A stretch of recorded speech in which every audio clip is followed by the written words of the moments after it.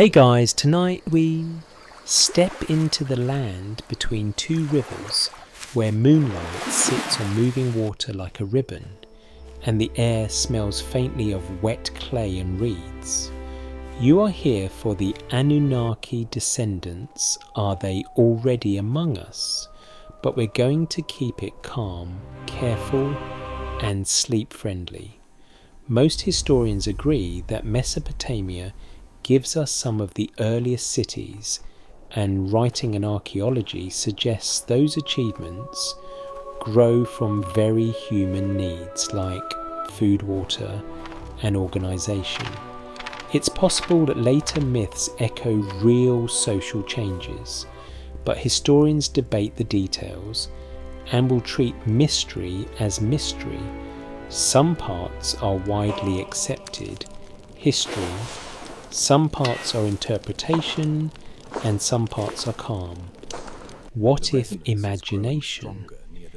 You probably won't survive this in the classic staying awake through ancient accounting sense, but we'll try anyway. So before you get comfortable, take a moment to like the video and subscribe, but only if you genuinely enjoy what I do here. And tell me your location and your local time in the comments so I can picture this story drifting across different nights.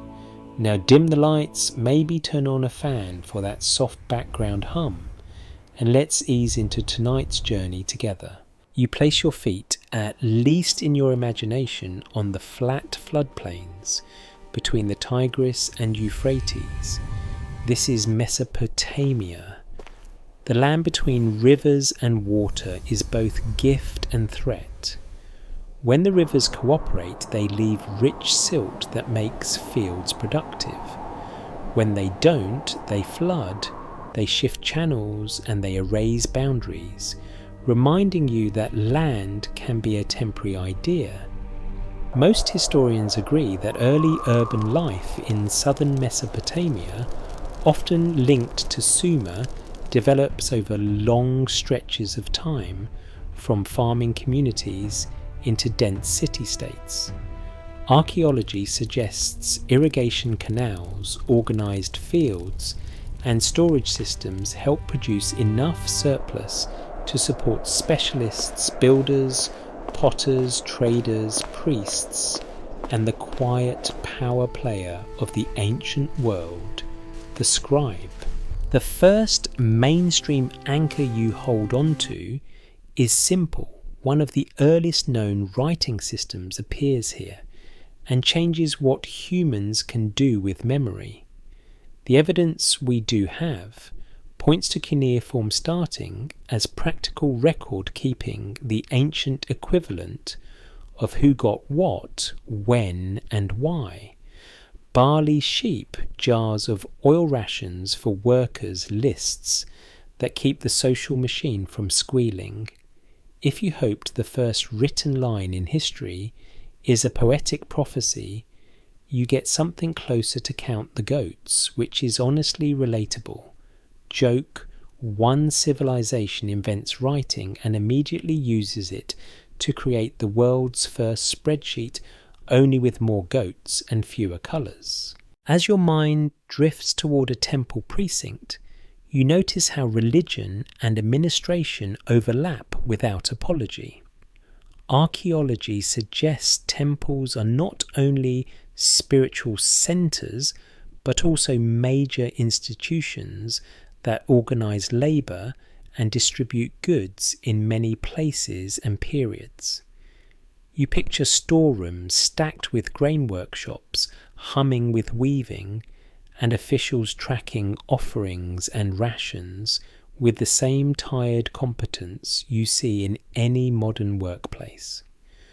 One interpretation is that when a text says a god provides, it can reflect how an institution provides with the divine name acting like an official stamp. A more cautious explanation could be that people genuinely experience the world through sacred language, so the boundary between system and spirit is not a hard line in their minds. Now the name that floats through the river mist Anunnaki.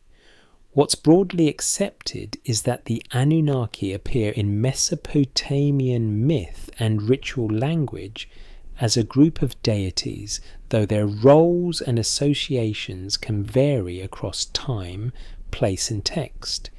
Some traditions connect them with divine authority and assembly, and other passages lean in different directions depending on the story being told. Historians still argue whether the term consistently refers to the same set of gods, or whether it shifts meaning depending on context and genre. That is your first reminder to keep the solid ground separate from the mist. The mystery isn't in what we know, but in what we can't confirm, because the surviving evidence is partial.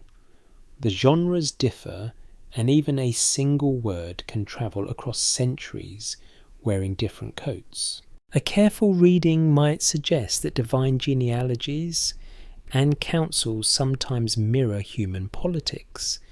If power on earth is complicated, power in the sky can be complicated too, and myth becomes a way to make hierarchy feel orderly. You can almost hear a storyteller speaking names that sound like titles, while the stylus keeps scratching, turning breath into clay. Joke to some. Well, a temple administrator is basically running cosmic customer support, and you are on hold behind a guy calling about missing barley. A more cautious explanation could be that people use divine assemblies as a language for justice and order, not as a literal meeting you can attend with a clipboard and a visitor badge. So you approach the big question like you are carrying a cup of tea over a sleeping cat. The Anunnaki descendants, are they already among us? Let me rephrase that more carefully, because we're not proving anything tonight. We're following clues. That's a possibility, not a certainty. And it depends on what descendants means. It's possible some listeners imagine literal lineage, a biological thread passed down like an heirloom. It's also possible that a more historically grounded meaning is cultural inheritance stories, symbols, habits of thought, the way people explain power and origin. Some parts are documented, some are interpretation, and some are gentle imagination. And we're going to keep those lanes separate so your mind can relax instead of tightening into certainty. This is where the modern fog rolls in, and we label it honestly. A fringe idea proposes that the Anunnaki were not symbolic deities at all, but outsiders, visitors. Something like the sci-fi picture of beings arriving from the sky and leaving traces behind. This theory isn't widely accepted, but it persists because it offers a simple explanation for a complicated past, and it makes the everyday feel charged with secret significance. If we treat it as a possibility rather than a conclusion, we can ask what evidence would be needed to support it, and whether our actual sources provide that kind of support. If the evidence is thin, we'll say so, and we'll resist the temptation to turn thin evidence into thick certainty just because it's bedtime and your brain likes dramatic plots. Back on solid ground, you notice details that do not need any cosmic twist to be fascinating. Workers haul reeds and bricks. Merchants bargain over wool and grain. Families share bowls of porridge while someone tells a story that makes the children go quiet, not from fear, but from awe. Most historians agree that early city life involves specialization and coordination, and that coordination creates records, seals, and rules. Cylinder seals can roll tiny scenes into wet clay like a signature stamp, and even that feels like a quiet form of identity. This mark belongs to this person, this household, this office, this promise. Joke 3.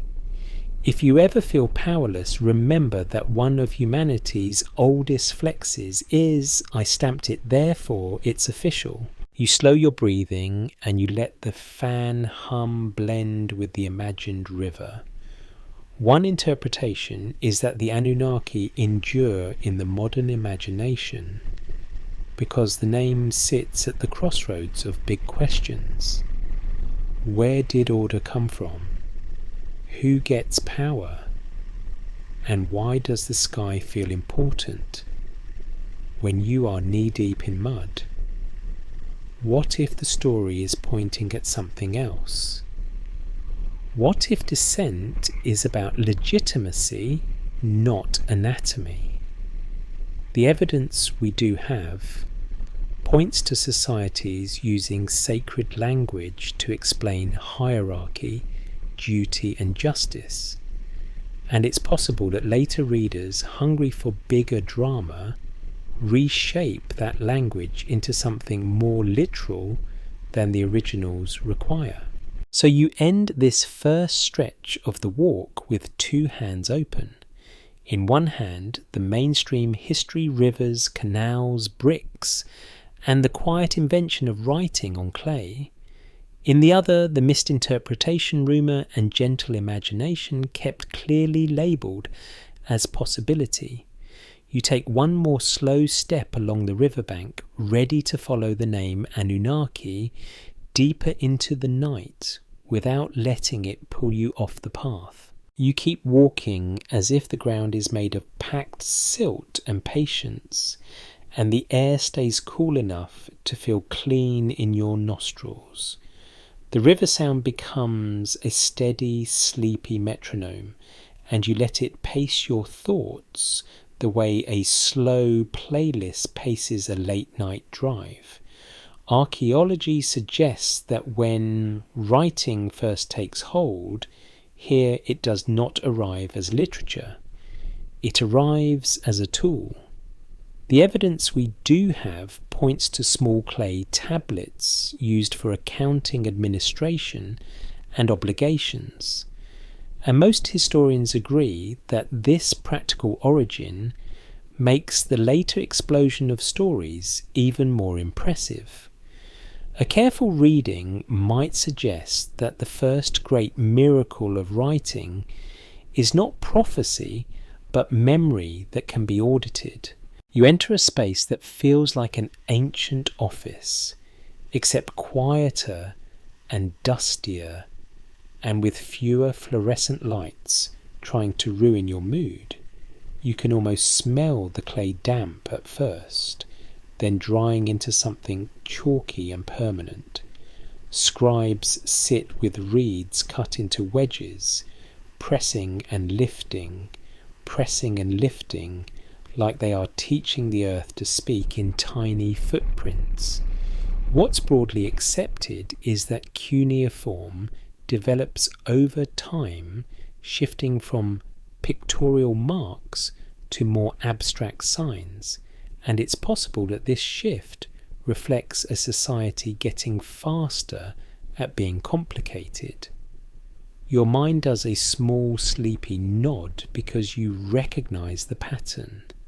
Life starts simple, then someone invents a form to fill out, and suddenly you need a specialist just to explain the form. A mainstream anchor settles in writing supports bureaucracy, and bureaucracy supports large institutions. Archaeology suggests temples and palaces become centres where goods are gathered and redistributed, and the evidence we do have points to rations given to workers, lists of deliveries, and records of land and labour. One interpretation is that the presence of so many lists is not boring but revealing, because lists show what mattered enough to count. Grain mattered, wool mattered, beer mattered. Also, surprisingly often, the exact number of sheep mattered, in a way that feels personally targeted at anyone who has ever lost track of a household budget. Joke 1, you invent civilization, and the very next boss message is please itemize your barley. In this calm, administrative world, you notice something else that writing does. It turns spoken authority into a durable object. A more cautious explanation could be that people still rely heavily on oral tradition, but writing becomes a new layer of trust, a way to say, this is what we agreed, even if the speaker is no longer in the room. The mystery isn't in what we know, but in what we can't confirm, because we cannot always see how the average person felt about these tablets. Did they find them reassuring, like a receipt, or intimidating, like a bill? Historians still argue whether early writing was primarily a neutral technology or a tool that amplified inequality by favouring trained elites. Your attention drifts toward the relationship between writing and myth. Most historians agree that many myths were spoken long before they were written down, and archaeology suggests that later scribes preserve older themes while also shaping them for new audiences. One interpretation is that the act of recording a story changes it, the way photographing a place changes how you remember it. To be clear, this is debated because we cannot rewind time and compare the exact spoken versions. Still, a careful reading might suggest that written myths often carry the fingerprints of the settings that preserved them: temples, schools, courts, and the expectations of those spaces. Now the Anunnaki re-enter the room not as a dramatic arrival, but as a name that appears inside a world already full of divine categories and roles. What's broadly accepted is that Mesopotamian religion includes many deities and groups, and texts can use different terms to organize divine hierarchies. The evidence we do have points to a complex mythic landscape where gods govern aspects of nature, city, identity, and cosmic order. A more cautious explanation could be that these categories shift over time and region, which makes any single modern summary risky. Let me rephrase that more carefully. If you want one clean chart of who is who and what they do, ancient Mesopotamia politely refuses. So why do modern minds latch so hard onto one name, Anunnaki, as if it is a single locked box with one secret inside? It's possible that the name feels like it carries weight and age, and that alone can make it magnetic. A fringe idea proposes that certain ancient terms are not just religious labels but references to literal beings, and that later scribes recorded encounters in symbolic language. This theory isn't widely accepted, but it thrives because writing can look like testimony if you forget that myth has its own logic.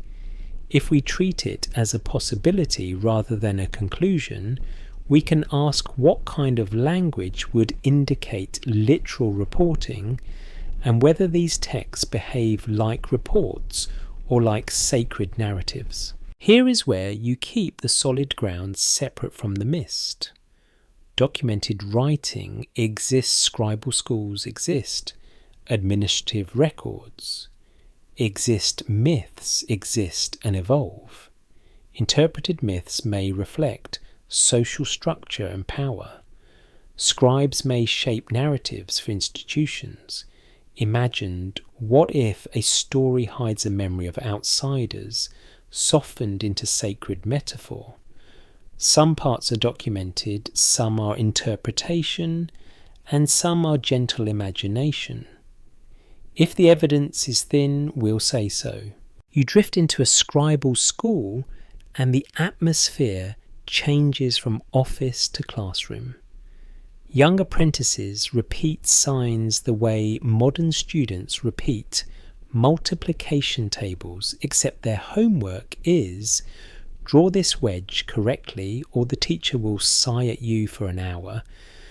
Archaeology suggests scribal training includes copying lists, proverbs, and model texts, and most historians agree this education forms a small influential class.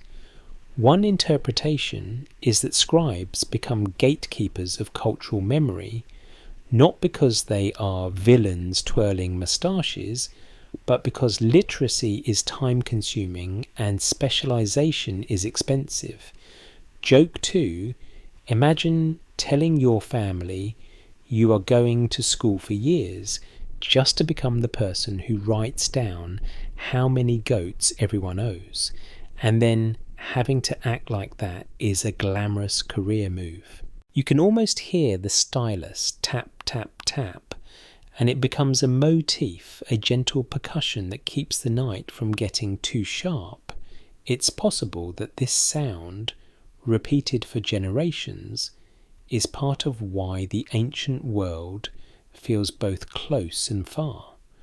Close because you recognize the human rhythms of work and learning, far because the symbols look alien until you learn their rules.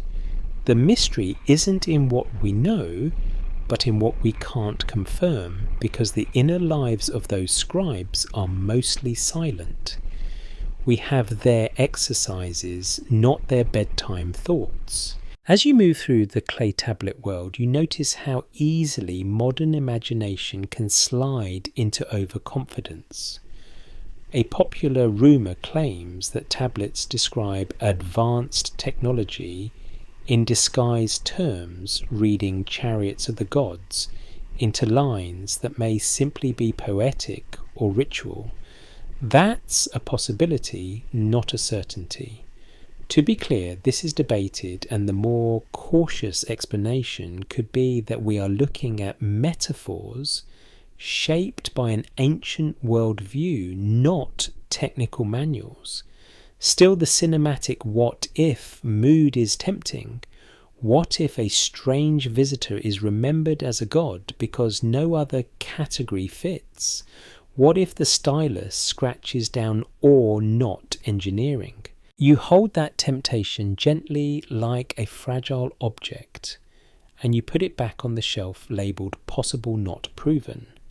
Then you return to what the evidence we do have points to: a civilization building systems, storing surplus training specialists, and leaving written traces that allow you thousands of years later to walk through the night and feel the presence of people you will never meet. It's possible that the most incredible thing among us is not a hidden descendant, but the persistence of human pattern making, the way we keep turning mud into meaning. Your steps remain slow and steady, and the river stays beside you, patient as a long sentence. The stylus sound continues soft and repetitive, as if the night itself is practicing letters. You drift onward with that soft stylus rhythm still tapping in your mind, and you notice how quickly a city-state can feel familiar when you stop expecting it to be exotic. The air is still river cool, and the streets are narrow packed earth, rubbed smooth by feet and time. In the distance, a temple platform rises above low rooftops, and you feel the pull of it the way you feel the pull of a downtown skyline, like your body already knows where power tends to gather.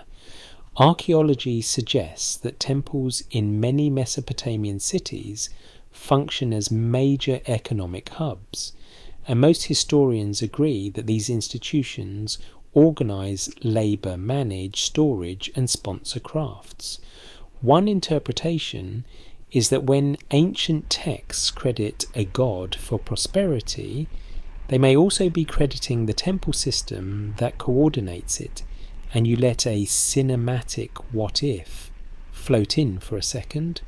What if the divine voice in a tablet is sometimes the institution speaking through a sacred mask? You move closer and everything becomes a choreography of work. Porters carry baskets of grain. Weavers pass bundles of wool. Someone repairs a reed mat roof with the same tired focus you use when you finally decide to fix that one thing in your house that squeaks. The evidence we do have points to ration systems and organised labour, and what's broadly accepted is that early urban life depends on coordination, not just individual skill. A careful reading might suggest that the true engine of the city is not a hero king, but scheduled storage and the quiet pressure of accountability. Joke 1, you came for cosmic mysteries, and you end up in the world's first warehouse where the main supernatural force is inventory management. Inside the temple precinct, the atmosphere changes, the smells sharpen. Warm bread, sour beer, incense, wet clay, and animal hide all blend into something dense and human. You see altars and offerings, but you also see doors to storerooms, ledgers, and officials. Most historians agree that religion and governance are not separate categories here, the way they often are in modern life. A more cautious explanation could be that people experience the sacred as woven into everything. So asking where spirituality ends and administration begins is like asking where the river ends and the floodplain begins.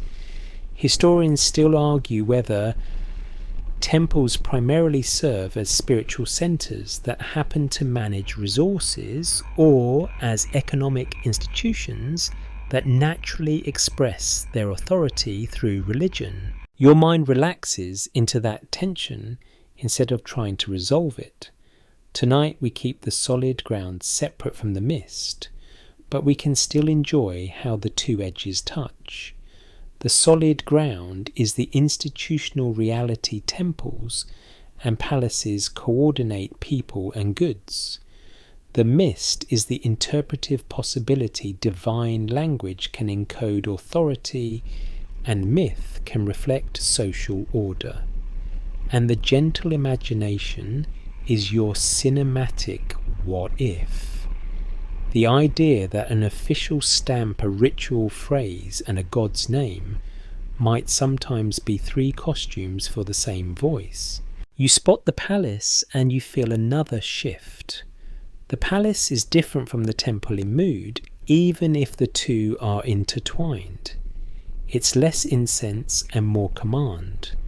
More guard at the door, less open courtyard. Archaeology suggests palaces become important administrative centres in certain periods, and what's broadly accepted is that kingship grows into a central institution. One interpretation is that kings present themselves as chosen by gods to legitimize rule, and you can almost hear the political logic clicking into place. If you cannot make everyone love you, you at least make everyone agree that arguing with you is arguing with the sky. Joke 2. The oldest influencer strategy is apparently my sponsor is the cosmos.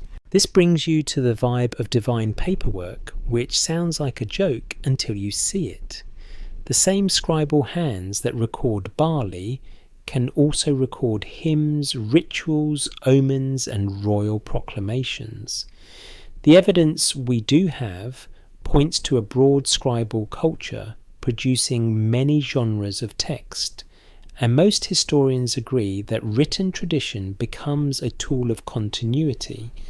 A careful reading might suggest that when divine names appear in official contexts, they help stabilize authority and they can unify a community around shared ritual language. That's a possibility, not a certainty, because the texts we have do not always tell us how ordinary people felt, and their feelings are the part that would be fun to know at 2 a.m. Now, because you are human, your mind tries to map this ancient structure onto the modern question of descendants. It's possible that when people say Anunnaki descendants, they are reaching for an explanation for why power sometimes feels hereditary, why certain families and elites seem to reproduce influence across generations. A more cautious explanation could be that human societies often create elite lineages for practical reasons: alliances, inheritance, training, and reputation. In that reading, Descendants of the Gods is less about biology and more about branding, like a royal logo stamped onto a family tree. But the mist has its own pull, and you let it in gently without letting it take over. A fringe idea proposes that ancient elites were not just claiming divine origin as metaphor, but preserving a literal memory of non-human ancestors. This theory isn't widely accepted, and the evidence is thin, but it thrives in the gaps where certainty ends. If we treat it as a possibility rather than a conclusion, the question becomes, what do the texts actually do? Do they read like eyewitness accounts or like sacred narratives that serve social functions? The more cautious explanation could be that myths convey meaning, not reportage, and that their power lies in symbolism, not literal detail. You walk past a courtyard where someone is pouring beer into a bowl, and you feel the small comfort of the ordinary. It's possible that the best antidote to over-the-top theory is remembering that ancient people also dealt with sore feet, spilled food, family arguments, and work deadlines. Joke 3. Even if a god walked into the room, someone would still ask, "Did you sign the ration list?" As you move through the city, you notice how the built environment itself teaches hierarchy. The temple rises, the palace encloses, houses cluster, gates control flow. The evidence we do have points to planned spaces and defences in many city-states, and archaeology suggests that social stratification becomes visible in architecture and burial practice. One interpretation is that cosmic hierarchy and social hierarchy reinforce each other like two mirrors facing each other, making the same pattern look infinite. To be clear, this is debated because societies change and texts vary, but the pattern is suggestive, not conclusive. You pause near a wall where fresh clay seals are drying, and you watch a worker roll a cylinder seal across a tablet, leaving a tiny scene of figures and symbols. It feels intimate, like a signature, and also official, like a lock. What's broadly accepted is that seals function as identifiers and protectors of transactions. A careful reading might suggest that identity in this world is performed through marks, titles, and affiliations. And here the cinematic what if returns softly. What if Among Us is not about someone hiding alien ancestry, but about how identity hides in plain sight inside symbols we barely notice. You feel the night settle deeper. The temple drums are distant now, more like a memory than a sound. You keep walking, and the city keeps doing what cities do, feeding itself, organising itself, narrating itself. The solid ground remains strong. Institutions shape life, writing preserves authority, and myth gives it meaning. The mist remains gentle. Maybe some myths carry older memories. Maybe some symbols invite multiple readings. We're not proving anything tonight. We're following clues, and you let the clues feel like pebbles in your pocket, warm from your hand as you move forward. You let the city noise soften until it becomes a distant texture, like a blanket you can hear. Your feet carry you toward a quieter corner, where language feels heavier than brick, and names feel like they have their own gravity. The river air still smells like reeds and damp earth, and somewhere nearby a kiln breathes warmth into the night. Most historians agree that ancient Mesopotamian religion is not a single fixed system, but a living set of traditions that shift across centuries and city-states. Archaeology suggests that texts, seals, and temple practices preserve pieces of that shifting world, and it's possible that the very name Anunnaki changes its shade depending on who is speaking, when they are speaking, and why.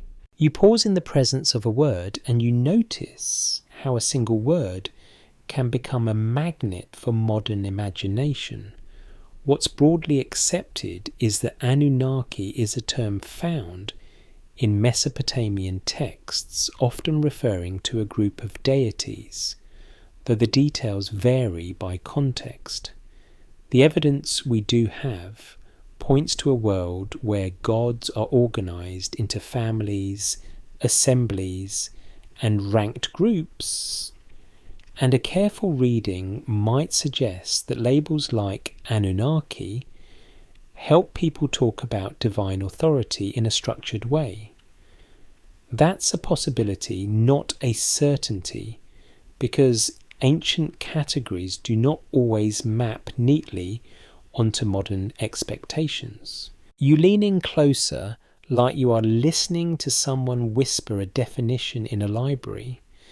Some scholars connect the term to ideas of lineage and status, with interpretations often circling around concepts like princely offspring or descendants associated with a high divine sphere. One interpretation is that the word itself carries a hint of hierarchy and that it functions like a title as much as a name. A more cautious explanation could be that the term is used flexibly and that later readers, including modern ones, sometimes want it to behave more consistently than it actually does. This is where you give your mind a gentle rule. Keep the solid ground separate from the mist. Solid ground is the existence of the term in texts, and the broader context of Mesopotamian mythic groupings.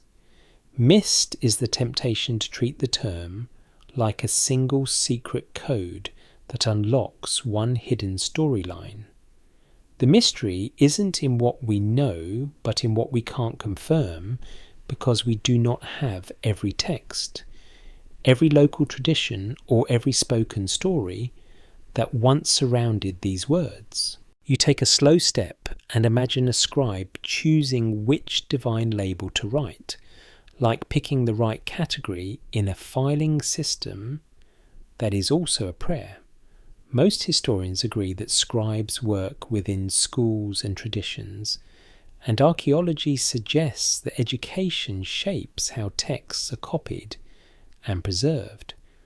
One interpretation is that a term like Anunnaki might sometimes reflect a scribal convention, a way to group deities for a particular narrative purpose. Let me rephrase that more carefully. The word may not point to one fixed roster of beings, but to a flexible idea that helps a story or ritual make sense. Historians still argue whether the Anunnaki are consistently tied to a specific domain, like the underworld in all traditions, or whether that association becomes stronger in certain texts and periods, while other contexts emphasize a different role. You let that debate sit in your mind like a candle in a drafty room, steady but not absolute. There's no full consensus, and that is exactly why the topic stays interesting without needing any dramatic certainty. You move through a temple courtyard where statues and symbols feel both familiar and foreign.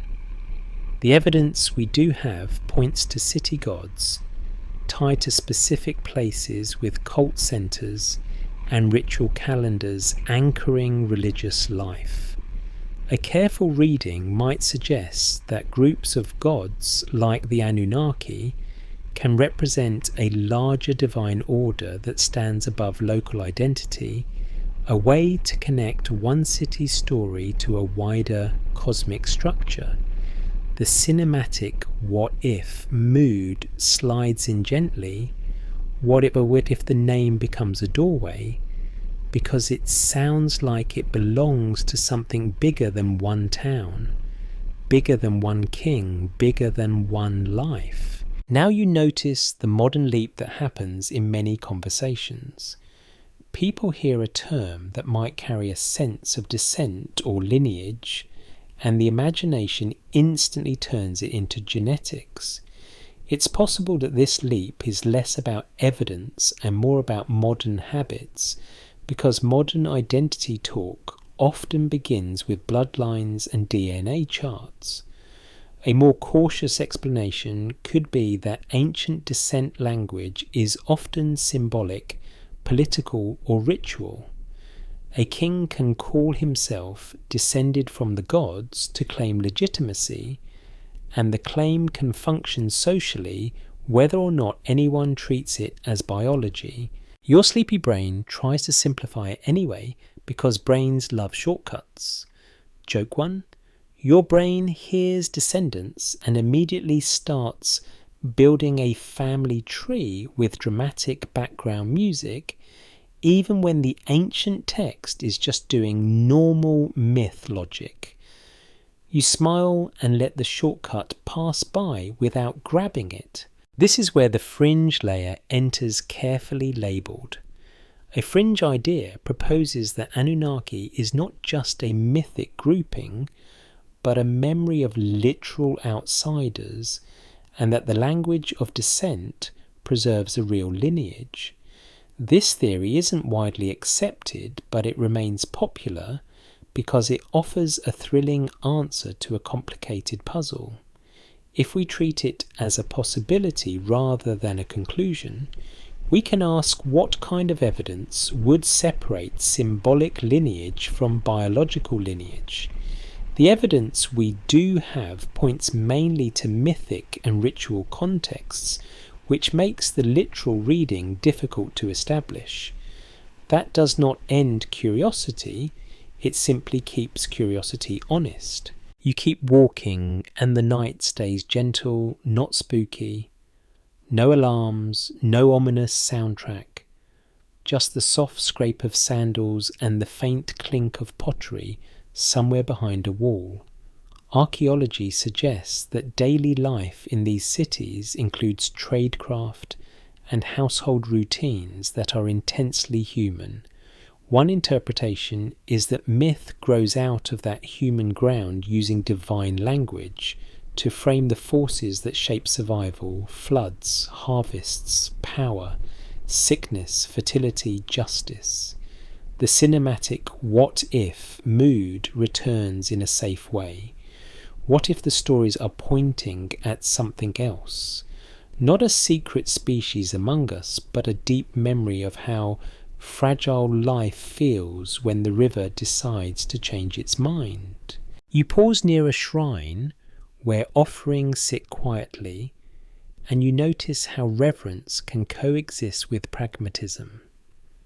The evidence we do have points to offerings, hymns, and ritual performances, and what's broadly accepted is that these acts help communities manage uncertainty.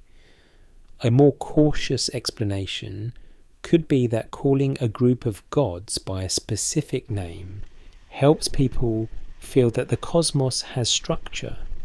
In that reading, Anunnaki is less a clue to hidden ancestry and more a tool for making the universe feel organised enough to live in. Joke too honestly, if I lived in a world where floods could rewrite the map overnight, I might also want a well-organised pantheon just for emotional customer service. You let that thought drift by like a boat on dark water. You turn the term around in your mind the way you might turn a smooth stone in your palm.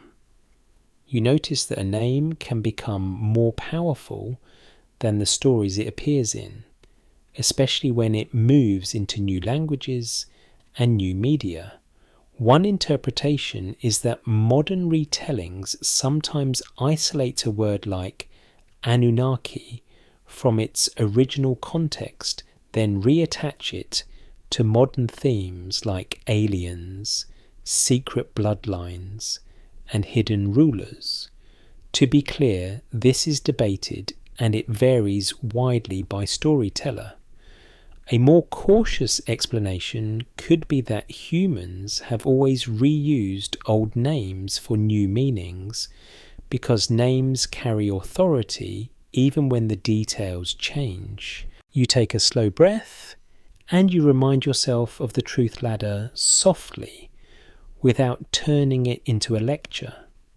Some parts are documented, some are interpretation, and some are gentle imagination.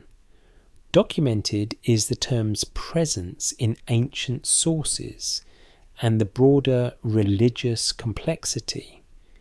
Interpretation is how the term might function as a category of divine authority and hierarchy. Imagination is the cinematic what if that asks whether a mythic label might preserve an older kind of memory. Joke 3, and if you ever feel overwhelmed, just remember that even the gods in these stories are often stuck in meetings dealing with cosmic politics, which means the universe is basically one long committee session. You relax into that ridiculous comfort because it makes the divine feel less terrifying and more familiar. You continue through the quiet streets and the name Anunnaki follows you like a faint echo, not a shout. The solid ground stays firm under your feet. The mist stays in the air where it belongs, and the night remains what it is meant to be, a calm walk through ancient language with open questions held gently, not clenched into certainty. You keep moving as the city thins into open space and the sky becomes the main architecture. The rooftops fall away. The temple silhouette shrinks behind you, and above your head the stars look unusually close, like pinholes in a dark cloth. Most historians agree that ancient Mesopotamians paid careful attention to the heavens for practical reasons like seasonal timing and agricultural planning. Archaeology suggests that systematic observation of celestial cycles becomes increasingly important over time, and the evidence we do have points to calendars omen traditions and sophisticated skywatching that is both scientific in its method and sacred in its meaning. One interpretation is that when a culture is surrounded by uncertainty on the ground, it seeks steadiness in the sky, and you let a cinematic what-if drift in. What-if descent from above is sometimes just the language of awe aimed at patterns too large to hold in your hands. You lie back in your imagination on a patch of cool earth and you let the night air touch your face. The river is still nearby, but now it sounds smaller because your attention is up. The sky is not silent, it hums with implication. What's broadly accepted is that ancient peoples across many regions connected stars and planets with God's stories and fate, and Mesopotamia is one of the places where that connection becomes especially well documented. The evidence we do have points to a long tradition of interpreting celestial events as meaningful often as messages about kingship and the stability of the state. A careful reading might suggest that this is less about superstition in the modern insult sense, and more about a worldview where the cosmos and society are braided together. Now you notice the dangerous modern shortcut again, and you handle it gently. When people hear about ancient skywatchers, some leap straight to the idea of alien visitors. Let me rephrase that more carefully. Careful observation of the sky does not require extraterrestrial intervention. It requires patience, generations of note-taking, and a strong reason to care. And honestly, if your livelihood depends on knowing when the river will be kind, you have a very strong reason to care. Joke when you do not need star beings to invent astronomy. You just need farmers' deadlines and the primal fear of missing planting season. Still, the sky invites imagination because it is literally above you. One interpretation is that divine descent language can reflect the experience of looking up and feeling small, and that stories of gods coming down express the sense that power arrives from a realm beyond ordinary reach. The evidence we do have points to myths where the divine interacts with humans, sets destinies, grants kingship, and shapes the order of the world. Historians still argue whether specific celestial references in myths are primarily symbolic metaphors, or whether some reflect more direct ties to particular astronomical observations and rituals. You watch a bright point of light, probably a planet move, with slow insistence. Most historians agree that planets are observed and tracked, and that their movements become meaningful within omen frameworks. Archaeology suggests that these interpretations can be recorded in structured ways, and the evidence we do have points to lists and manuals that systematize, if this, then that reasoning. A more cautious explanation could be that this is an early form of pattern logic applied to the sky, not proof of secret knowledge, just humans doing what humans do, trying to make the future feel less like a surprise attack by reality. The Anunnaki sit at the background of this sky-focused mood like a quiet chorus. What's broadly accepted is that divine groups and assemblies appear throughout Mesopotamian myth, and one interpretation is that a divine assembly mirrors the order of the cosmos itself, as if the heavens run on governance. That's a possibility, not a certainty, because texts vary and later traditions can reshape earlier ones. Still, you can feel how the image works. The sky is vast, the stars are countless, so the divine becomes a hierarchy to make that vastness feel navigable. Now the mist layer returns carefully labelled because the modern imagination loves a sky ladder. A popular rumour claims that ancient descriptions of gods descending are literal accounts of craft or visitors. This isn't widely accepted, but it keeps circulating because the language of descent is so vivid. If we treat it as a possibility rather than a conclusion, we can ask what else descending might mean.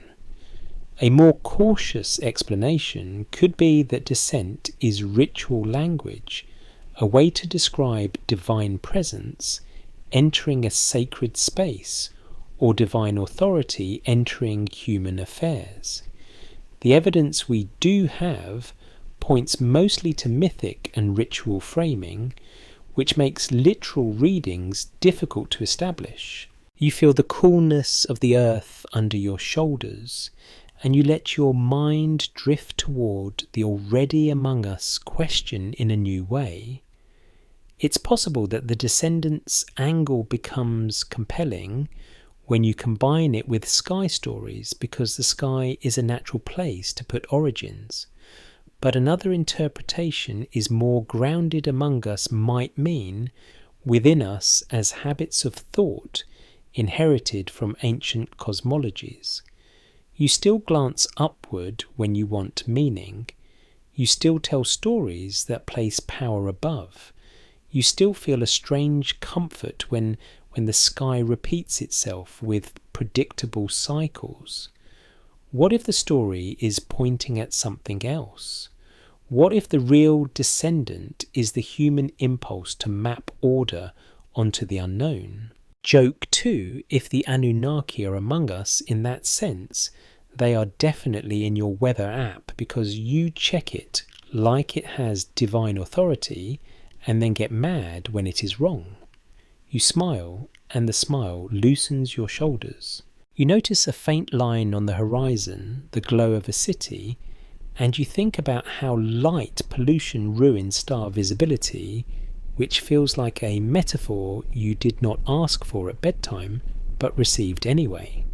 Archaeology suggests that ancient observers in dark skies could see far more than most modern city dwellers, and the evidence we do have points to long-term observational traditions that require clear night after clear night. One interpretation is that such observation produces cultural confidence. If you can read the sky, you feel less lost. A more cautious explanation could be that even with observation, the world remains uncertain. So omen traditions become a comfort ritual as much as a predictive system. Now, because you are lying there with your thoughts, you let a gentle imagination sequence slide in without taking over. Imagine a scribe on a rooftop not far from you, counting the days between crescents, noting where a planet rises, listening to distant water. Imagine the stylus sound returning, but now it is paired with starlight. Then very softly you allow the cinematic what if.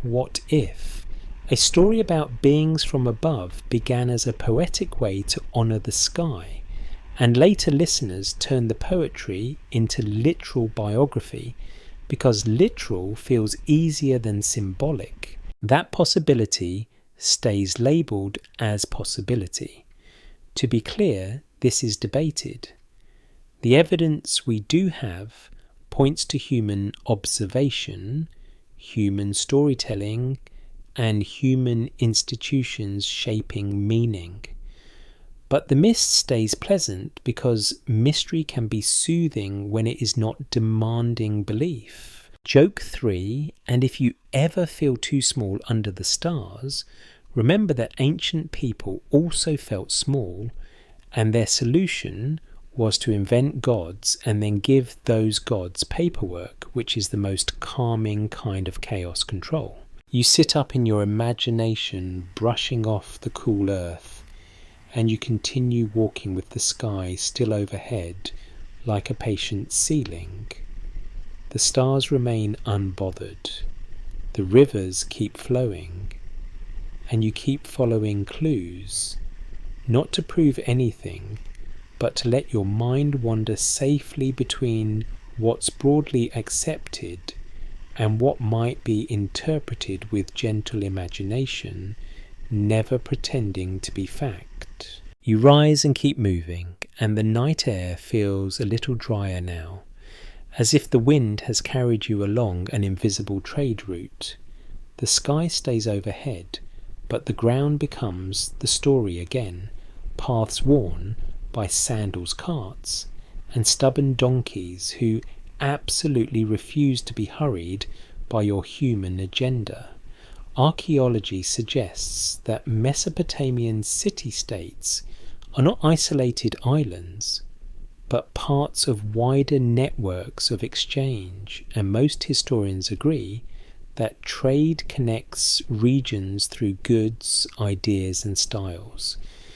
The evidence we do have points to materials that had to travel like stone, timber, metals, and luxury items that do not naturally appear on the flat alluvial plains. One interpretation is that when stories travel, the way goods travel, they do not remain pure.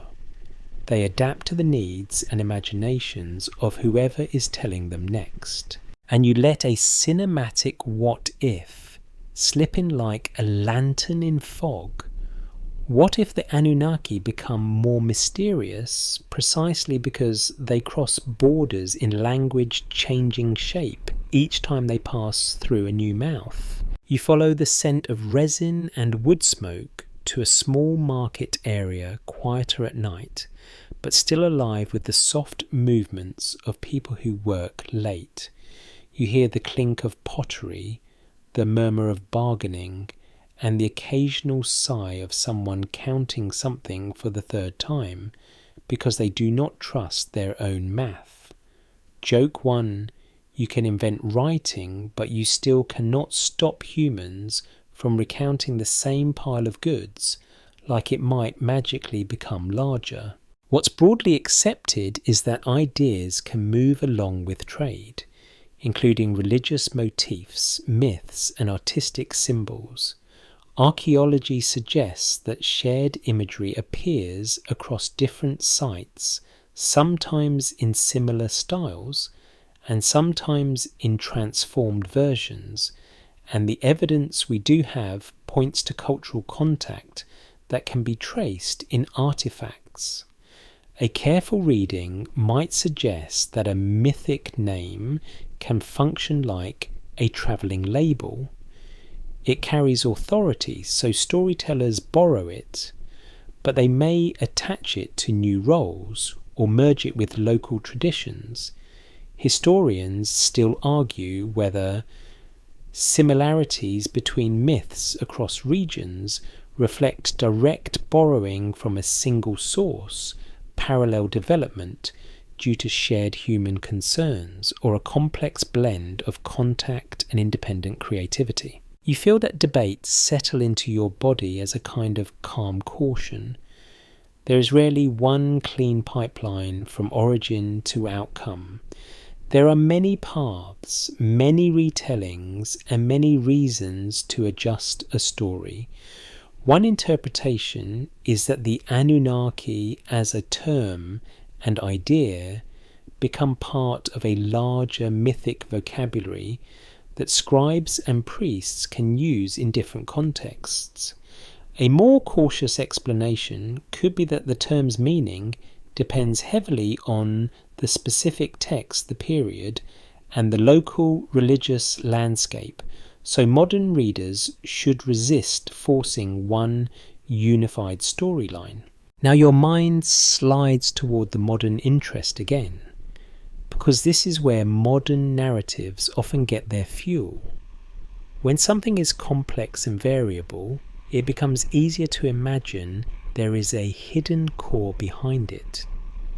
A fringe idea proposes that the variability itself is evidence of deliberate obscuring, as if different traditions are covering up a single truth about non-human beings. This theory isn't widely accepted, but it appeals to the part of the brain that hates messy answers. If we treat it as a possibility rather than a conclusion we can test, it gently messy. Traditions can arise naturally from human storytelling, especially across centuries and languages, without requiring a deliberate cover-up.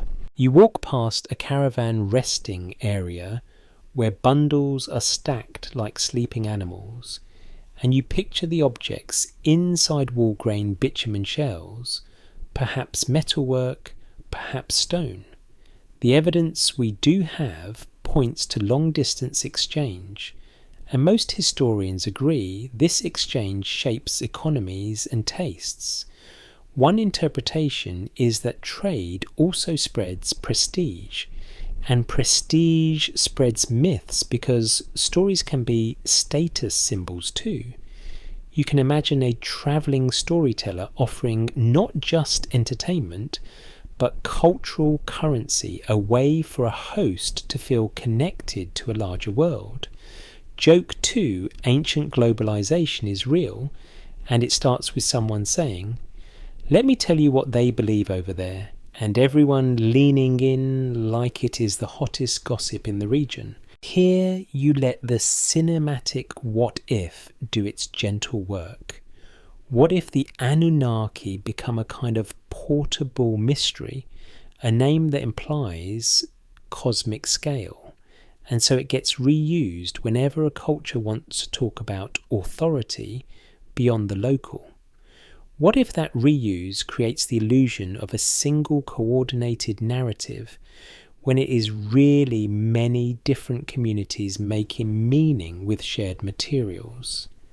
The mystery isn't in what we know, but in what we can't confirm, because we cannot hear every version of the story told in every courtyard and on every trade stop with every gesture and tone that never made it into clay. You shift from markets and caravans to language itself, because language is the most powerful travelling object. Archaeology suggests that writing and administration can spread and influence neighbouring regions, and the evidence we do have points to bilingual contexts and borrowed terms in different periods. A careful reading might suggest that when a divine term travels, it can pick up new associations, especially if it lands in a tradition with different divine hierarchies. This is suggestive, not conclusive, but it helps explain why modern readers may struggle to pin down a single stable definition for something like Anunnaki. Now, because you are following the outline contract, you let the section's promise unfold clearly. Myths travel and mutate, and the Anunnaki theme may evolve in that movement. You see how this matters, for the descendants among us question, if a term has multiple meanings across contexts, then modern claims that depend on a single fixed meaning become harder to support. Let me rephrase that more carefully. If you build a huge modern conclusion on a word that shifts over time, your foundation might be softer than you think. A popular rumour claims that all similar ancient myths across regions are fragments of one real event, like a single ancient contact story. This isn't widely accepted, but it sounds neat, and neatness is seductive. A more cautious explanation could be that human societies share recurring themes. origins, floods, sky power, kingship, rebellion, order, chaos. When cultures meet, they borrow and blend these themes even more. So similarities can arise without requiring a single hidden source. Joke 3. If you have ever watched two friends tell the same story differently after one night out, you already understand how myths mutate across centuries, and nobody even needed a trade caravan for that. You keep walking and you notice small things that could become motifs in a story. A carved symbol on a bead, a seal impression left on clay, a phrase repeated in a hymn. One interpretation is that repeated motifs become the hooks that allow a travelling story to attach itself to new listeners. And this is where your gentle imagination can float another what if safely. What if those motifs are not clues to secret bloodlines, but the stitches that hold cultural memory together, making it feel like something ancient is still among us whenever we repeat a pattern without knowing why? You breathe in the night air again, and it smells like dust and distant fire, like movement and rest mixed together.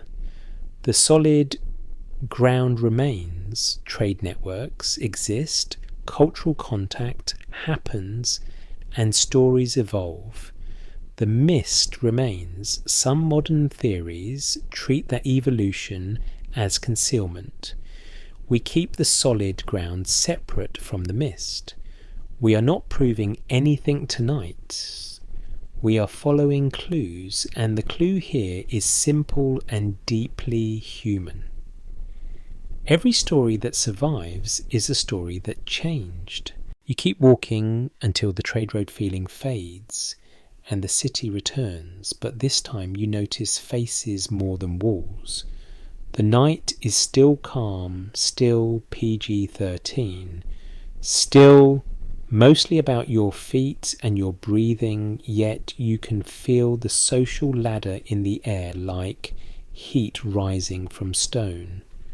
Most historians agree that Mesopotamian societies develop clear hierarchies over time, with kings, priests, administrators, artisans and labourers occupying different roles. Archaeology suggests that status can be visible in housing, grave goods, and access to resources, and the evidence we do have points to institutions that manage surplus and power. One interpretation is that when myths talk about divine descent and divine favour, they can echo the language of legitimacy used by elites, and you let a cinematic what if settle softly into the background. What if descendants is less a biological fact and more a social spell that makes authority feel natural? You pass a doorway where a family's evening meal is winding down. A child yawns, someone laughs quietly, and a bowl clinks against pottery. It grounds you. The evidence we do have points to households as the core of daily life, even in complex cities. Yet above the household, a whole architecture of rank holds everything in place. What's broadly accepted is that rulers often use religious language to justify their position, and a careful reading might suggest that calling oneself chosen by a god is not just piety, but politics. Joke 1. It is the ancient version of putting visionary in your bio and hoping nobody asks follow-up questions. Now you feel the tug of genealogy, because this section's promise is about lineage and status games. Royal lines matter. Inheritance matters. Family alliances matter. Archaeology suggests that political continuity often depends on kinship ties, and most historians agree that dynastic thinking is a powerful tool for stability, or at least for the appearance of stability. One interpretation is that divine lineage language can function like a seal stamp on a family tree, making it look official, inevitable, and cosmic. A more cautious explanation could be that these claims are rhetorical strategies that people negotiate, contest, and sometimes reject, which makes them social, not purely mystical. Historians still argue whether early kingship is best understood as a religious office that later becomes more secular, or as a political office that always wears religious clothing, because sacred legitimacy is the strongest kind of glue. You let that debate hang in the night air because it keeps you from oversimplifying. There is no full consensus, and the surviving texts often speak in the voice of institutions that want you to believe in their inevitability. You step into a palace corridor, imagined but vivid, where the walls are cooler and the atmosphere is controlled. Here, the language of descent is not just a bedtime story, it is a lever. The evidence we do have points to king lists, royal inscriptions, and narratives that highlight continuity. A careful reading might suggest that kingship traditions create a sense of unbroken order, even when real politics is messy. Let me rephrase that more carefully. Official stories can smooth chaos into a straight line, and that straight line is useful for anyone sitting on a throne. Now you see where the modern Anunnaki descendants idea gains traction. If ancient elites already claim divine ancestry, modern listeners might wonder whether those claims conceal something literal. It's possible that some people interpret divine descent as biological descent, like a hidden family line passed down through history. This theory isn't widely accepted, but it is emotionally potent because it offers a thrilling explanation for why power sometimes seems to cluster and reproduce itself. If we treat it as a possibility rather than a conclusion, we can ask whether the surviving evidence behaves like lineage documentation or like legitimizing myth.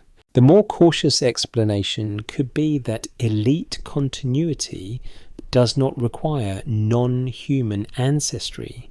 It requires money, land, education alliances, and institutions that protect inheritance. Archaeology suggests that control of resources can become self-reinforcing, and most historians agree that social stratification often persists through family networks. In that reading, descendants of gods is a cultural metaphor for social advantage, not a literal genetic claim. The evidence we do have points strongly toward mythic and rhetorical usage rather than biological reporting. But you also keep room for the mist, because bedtime is allowed to be dreamy as long as it is honest. A fringe idea proposes that ancient elites preserved a literal memory of outsiders by embedding it in royal genealogy, and that these lines continued quietly blending into humanity while retaining certain markers. This theory isn't widely accepted, and the evidence is thin. But if we treat it as a possibility rather than a conclusion, it becomes a thought experiment. What would count as a marker, and would it survive in a way we could verify? The mystery isn't in what we know, but in what we can't confirm, because we do not have a direct biological data set tied to mythic labels. You walk past a scribal desk again, and the stylus sound returns, tap tap tap, like the night's own small clock. One interpretation is that writing itself can make lineage feel more real, because once a claim is inscribed, it gains durability. A careful reading might suggest that genealogies on clay are less about factual ancestry and more about a narrative of rightful order. Joke 2, if it is written down, it must be true, is a very human mistake. And honestly, your group chat history is evidence that writing can preserve nonsense with incredible efficiency. You drift into the idea of demigods and hero figures because many cultures have them. And Mesopotamian narratives include larger-than-life characters and divine connections. Most historians agree that heroic tradition often blends the human and divine to express ideals and anxieties. Archaeology suggests that these narratives serve social functions, shaping identity and values. One interpretation is that demigod language allows a society to imagine exceptional authority without breaking the human frame completely. A more cautious explanation could be that this is storytelling, not biology, and that the divine bloodline is a poetic way to describe charisma, strength, or perceived destiny. Now you let the already among us question land softly on the modern world without turning into a conspiracy. It's possible that the among us feeling comes from recognizing how lineage and status still operate today. Families still inherit wealth. Institutions still favor insiders. Titles still create an aura. What if the story is pointing at something else? What if the Anunnaki descendant idea is a modern myth that gives a cosmic face to ordinary inequality, making it feel explainable even when the real causes are painfully human? Joke 3. If you ever catch yourself thinking, surely this must be an ancient alien bloodline, consider the alternative that the secret power is just networking, which is somehow more upsetting and also much more believable. You slow your pace again and you let your shoulders drop. The solid ground remains dynastic politics, institutional legitimacy, inheritance, and myth used as social glue. The mist remains the alluring possibility of literal hidden lineages. You keep them apart like two jars on a shelf. Some parts are documented, some are interpretation, and some are gentle imagination. You are not proving anything tonight. You are following clues, and the clue here is how easily a society can turn lineage into destiny, whether the lineage is human symbolic or only imagined. You keep moving, and the air shifts again, carrying a faint dampness that makes your skin feel cooler. It is the kind of dampness that suggests water has been thinking about its options. The ground under your feet is flat, generous, and a little suspicious, the way floodplains always are. Most historians agree that life in Mesopotamia is shaped by rivers that can nourish and destroy, and archaeology suggests that major flood events occur in the region across long spans of time. The evidence we do have points to floods leaving layers, rearranging settlements, and forcing people to rebuild. And one interpretation is that repeated flooding becomes more than weather. It becomes memory, story, and warning. Then, in the cinematic what-if mood you let, the night breathed out a soft question. What if flood myths preserve not just water, but the feeling of losing control over your world? You walk towards the riverbank and listen. The water is not roaring tonight. It is sliding along patient, as if it has learned the art of bedtime narration. What's broadly accepted is that Mesopotamian literature includes flood stories and themes of divine decision, survival, and renewal. A careful reading might suggest that these stories operate on multiple layers. At once they can echo real disasters, express moral or cosmic order, and explain why human life feels precarious. Historians still argue whether specific flood narratives preserve memories of particular historical events, or whether they are composite myths shaped by many floods and many retellings. You let that debate sit quietly, because it is the perfect example of how history and myth braid together. The solid ground is that floods happen and they matter. The mist is which flood when and how directly a specific story maps to a specific event. The mystery isn't in what we know, but in what we can't confirm, because memory is not a clean archive. Memory is a storyteller. You follow a path where the earth looks slightly darker, as if the ground remembers being underwater. Archaeology suggests that sediment layers can record environmental changes, and the evidence we do have points to human adaptation building on higher ground, reinforcing walls, digging canals, managing water like it is both friend and unpredictable roommate. Joke 1. The rivers are basically that friend who shows up to help and then rearranges your whole house without asking, and you are supposed to be grateful because technically it is still your house. Now the Anunnaki question returns, but it returns through flood logic rather than space logic. It's possible that in some mythic frameworks, divine groups are involved in cosmic decisions about order and chaos, and flood stories can dramatize the relationship between humans and the divine.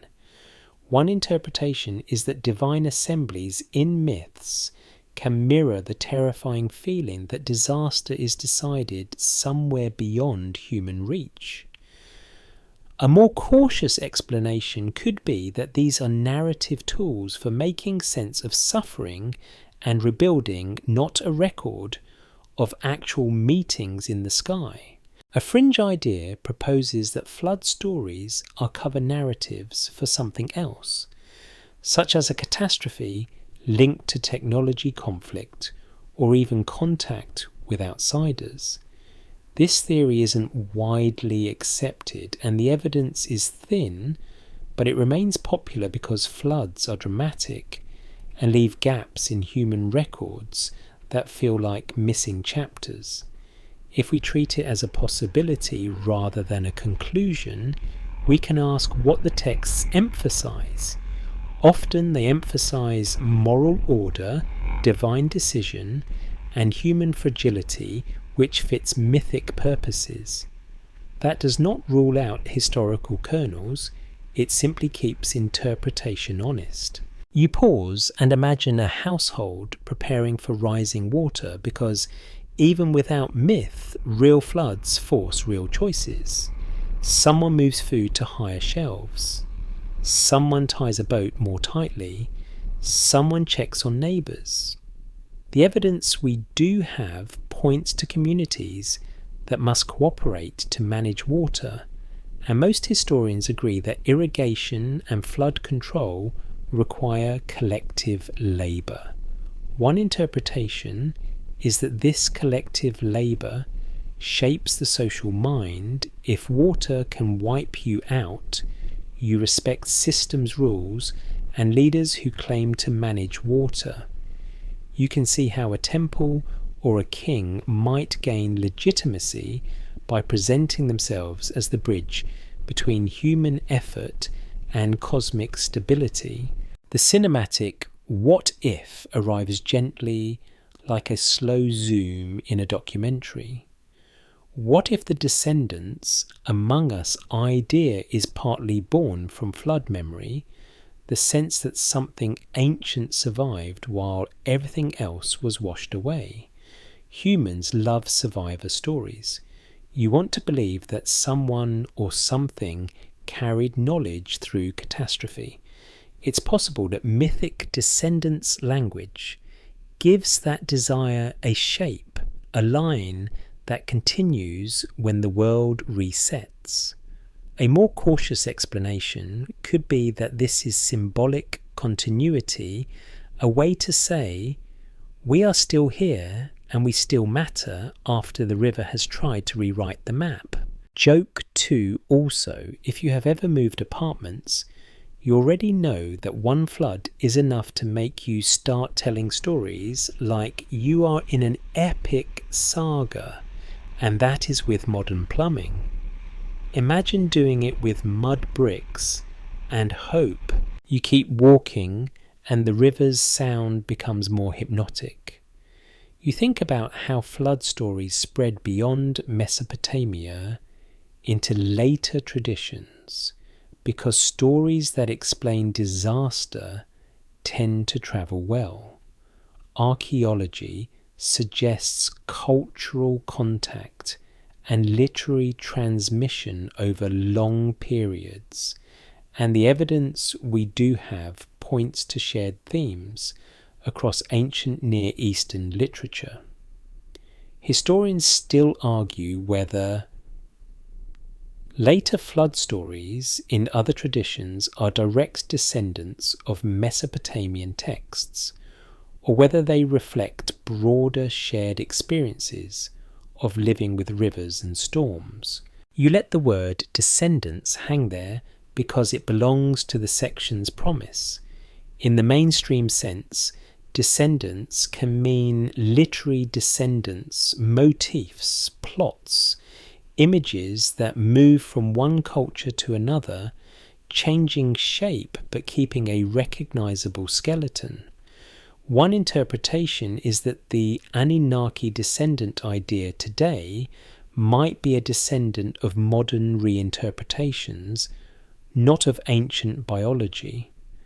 A more cautious explanation could be that modern-most audiences remix ancient material with science fiction, and modern anxieties producing a new myth that feels old because it wears old names. Still, because bedtime allows a little mist, you explore a safe imagination moment.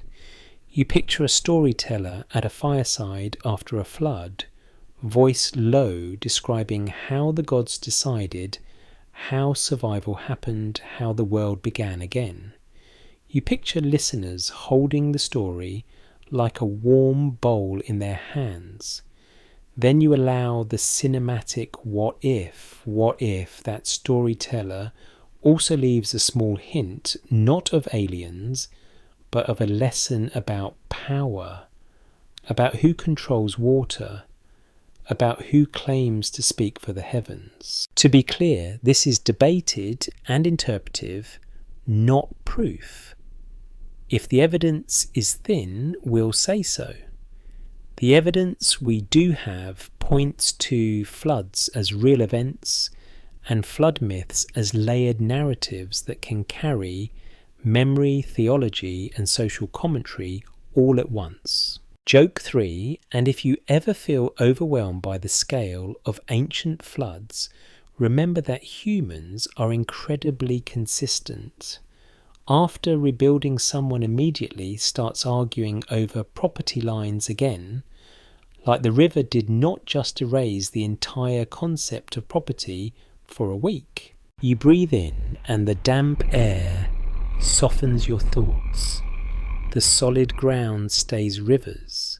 Shape society, floods happen, and flood myths exist as cultural responses. The mist stays exactly which events inspired which stories and how later readers reinterpret them. You keep the solid ground separate from the mist. You are not proving anything tonight, you are following clues, and the clue in the water is the oldest one humans remember: disaster through story, and story can survive, even when bricks do not. You keep walking, but the river air thins and the city returns in a quieter form, like a place that has already fallen asleep while you are still awake enough to notice details. The night smells like dust and old plaster now, and the sound that stays with you is the faint tap of stylus on clay, as if someone is still practicing letters somewhere behind a wall.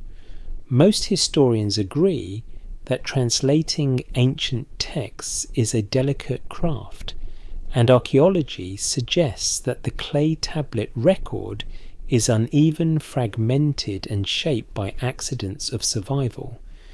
The evidence we do have points to missing lines, broken corners, worn signs and tablets that survived only because a building burned and baked them hard, which is a very inconvenient way to preserve history, but here we are. One interpretation is that ambiguity is not a flaw in the story, it is part of the landscape, and you let a cinematic what if drift in. What if the gaps themselves are the doors your imagination keeps trying to open? You step into a scribal room, and the shelves are not full the way you want them to be. Some tablets are missing, some are cracked, some are only fragments, like a sentence that ends mid-thought. What's broadly accepted is that modern scholars reconstruct texts by comparing copies, recognizing sign patterns, and using context to fill in likely readings. A careful reading might suggest that this reconstruction is both disciplined and humble, because even the best experts must sometimes say, "We're not sure." Historians still argue whether certain ambiguous signs should be read one way or another in specific passages, and those decisions can change how a whole scene feels. You notice how that uncertainty becomes a magnet. A more cautious explanation could be that when a text is unclear, multiple readings remain plausible, and the honest approach is to keep options open. But the human brain hates open loops, especially at night when it wants a clean ending. Joke 1. Your brain sees a broken tablet and immediately tries to auto-complete it, like a phone keyboard, except your brain's predictive text is a little dramatic and tends to insert aliens. This is where the already among us question gets a new kind of fuel. It's possible that modern theories grow not only from what texts say, but from what texts do not say clearly. The mystery isn't in what we know, but in what we can't confirm, because missing data invites confident storytelling. One interpretation is that the Anunnaki fascination thrives, partly because the surviving record is complex and incomplete, and a name that appears in multiple contexts becomes a canvas for modern projection. You feel yourself tempted to treat translation as a simple decoding problem. Like, there is one perfect answer waiting, if you just stare hard enough. Let me rephrase that. More carefully, translation is interpretation.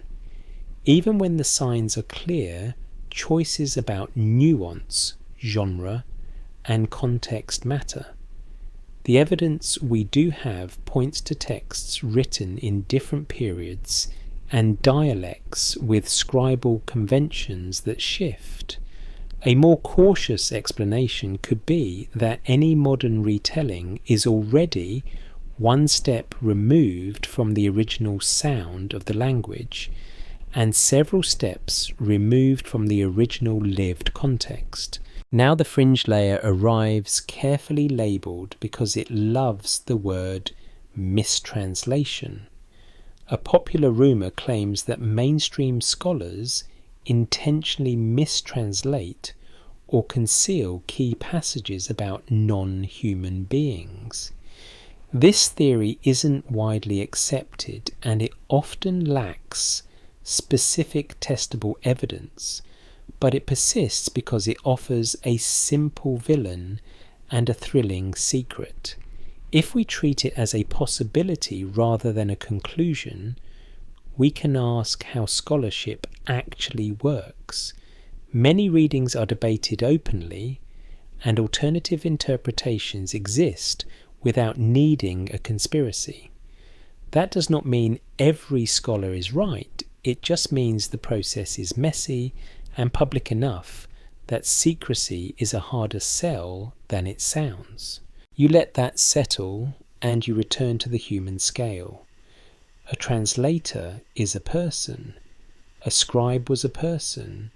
Both are working within systems, with constraints, with habits, with expectations.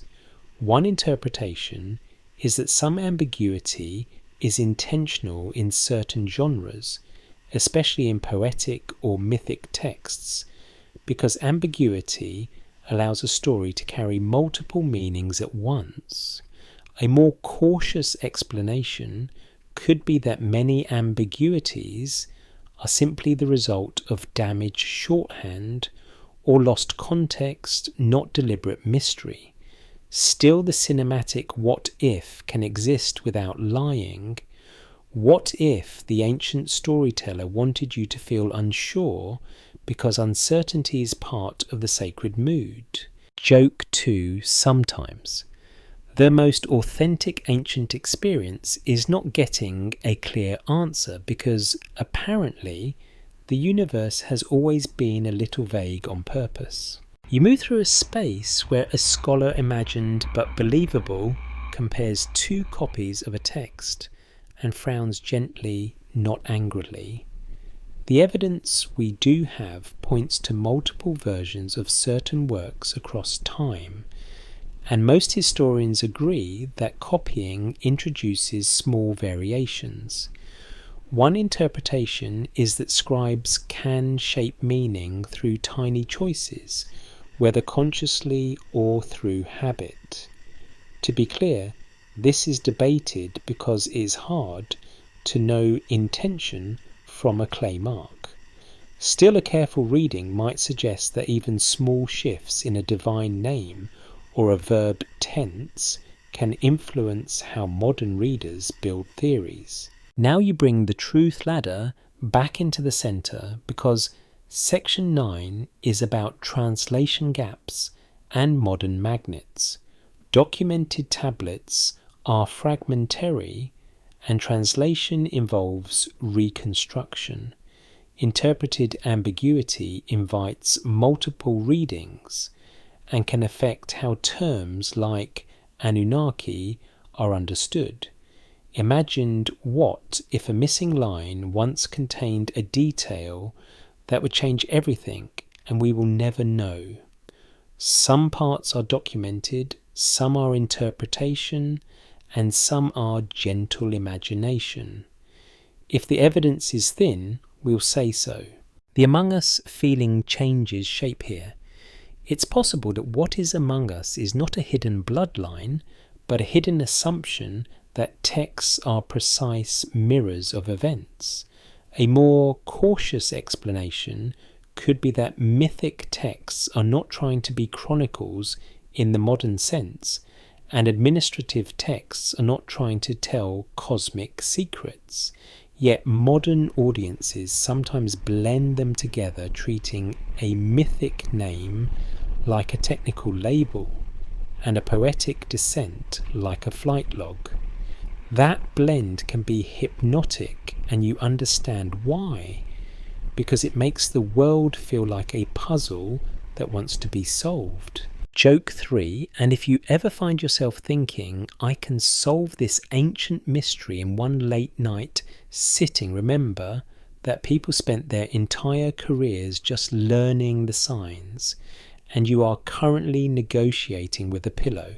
You take a slow breath and listen for the stylus again. Tap, tap, tap. It reminds you that the past is a craft, not a download. The solid ground remains incomplete texts, translation choices, and scholarly debate. The mist remains modern projection rumour and the emotional desire for certainty. You keep the solid ground separate from the mist. You are not proving anything tonight. You are following clues, and the clue here is quiet but powerful. Sometimes the biggest stories grow in the blank spaces between surviving words. You keep walking and you notice something subtle about the air, like the night itself has picked up a new accent. The streets feel the same. The river still murmurs nearby, but the stories around you start dressing differently, as if someone swapped out clay-scented temple lamps for paperback ink and late-night radio. Most historians agree that modern images of ancient Mesopotamia are shaped not only by archaeology but by popular culture, and the evidence we do have points to waves of fascination that rise with discoveries, translations, museum displays, and the simple human thrill of the ancient.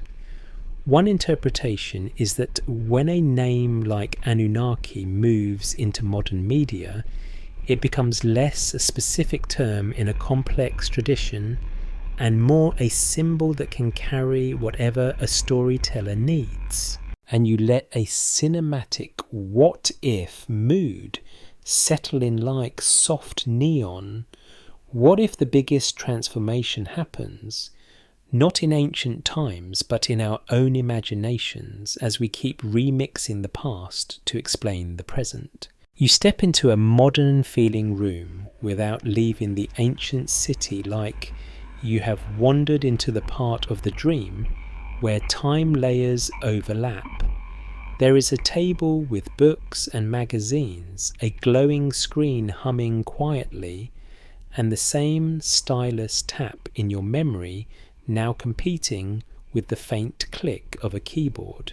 Archaeology suggests ancient cultures left real material traces, but the stories we tell about those traces are very much alive and changing.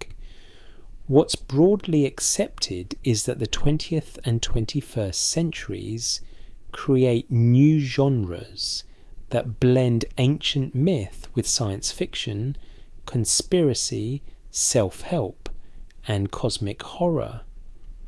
Though we are keeping it calm tonight, no fear-mongering, no doom.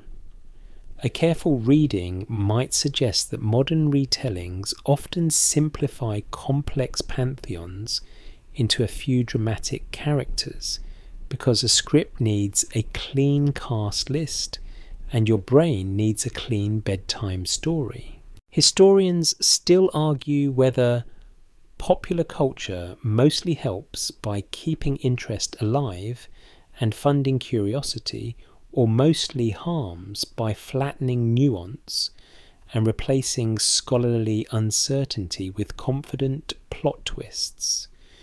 You can feel both sides. Sometimes a movie or a novel gets someone curious enough to learn real history. Sometimes it plants a false certainty so sticky it takes years to peel off. Now you watch the word Anunnaki move through modern channels. In some tellings it stays close to myth and ancient context. In others it becomes an alien label, a secret bloodline, a shadow government, a cosmic ancestry test you never asked for. One interpretation is that this shift happens because modern audiences live in a world saturated with technology, so we naturally project technology back into old stories. A more cautious explanation could be that when you lack full context, your mind fills gaps with what it already knows, and what it already knows is satellites, rockets, and sci-fi. Joke 1. Your ancestors looked at the sky and saw divine order. You look at the sky and see Wi-Fi coverage, and honestly, both are attempts to feel less alone. This is where the fringe layer can be named without being fed. A fringe idea proposes that modern portrayals of the Anunnaki as extraterrestrials are closer to a hidden reality than mainstream scholarship admits. This theory isn't widely accepted, but it spreads easily because it is cinematic, shareable, and emotionally satisfying. If we treat it as a possibility rather than a conclusion, we can ask what it is built on. Often it is built on selective readings, modern interpretations layered onto ancient symbols, and a hunger for a single hidden truth. The mystery isn't in what we know, but in what we can't confirm, and modern media sometimes turns that open question into a closed answer for the sake of a good hook. You move your attention to how these ideas travel today. In ancient times, stories travelled on trade routes and in scribal schools. Now they travel through videos, forums, documentaries, and algorithmic feeds that notice what makes your eyes widen and then offer you 5 more versions of it. A careful reading might suggest that the modern Anunnaki story is partly a story about attention. What gets repeated becomes familiar, and what becomes familiar starts to feel true. Let me rephrase that more carefully. Repetition can create confidence without creating evidence.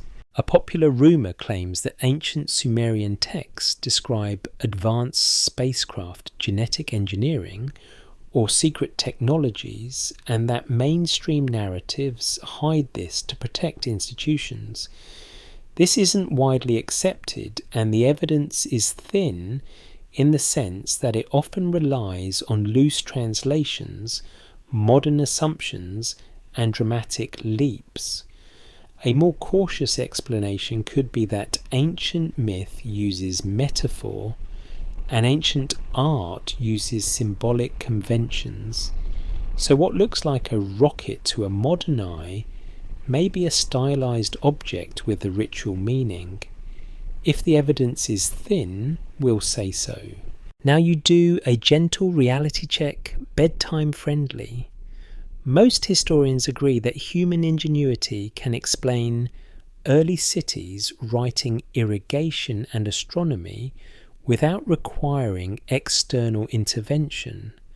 Archaeology suggests a gradual build-up of complexity with experiments, failures, adaptations, and cultural exchange. One interpretation is that the true marvel is collective human organisation, the ability to coordinate thousands of people through institutions, stories, and shared rituals.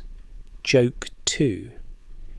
And if you have ever tried to coordinate a group dinner order, you already know humans do not need aliens to make things complicated. We do it for free. Still, the cinematic what if mood is allowed a safe corner because section 10 is about modern pop mythology. What if the alien Anunnaki version is a modern myth that plays the same role ancient myths played, explaining power origins and suffering in a big, emotionally satisfying frame? What if it functions like a new pantheon for a technological age where gods become visitors and temples become labs? That is a possibility, not a certainty. To be clear, this is debated and it varies by community and storyteller. You notice the sound motif again, the stylus tap blending with keyboard clicks, and you realise that the tool changes, but the impulse stays.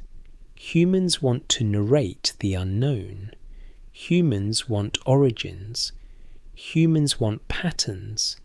The evidence we do have points to that impulse across time. One interpretation is that the Anunnaki among us question survives because it is not really about Mesopotamia alone. It is about the modern desire to feel that the world has a hidden structure you can uncover. A more cautious explanation could be that the world is structured but not secretly, and the structure is often boring in the most historically accurate way: economics, institutions, environment, and human psychology. Joke 3. The scariest ancient power is not a cosmic overlord, it is a committee. And unfortunately, committees are very much among us.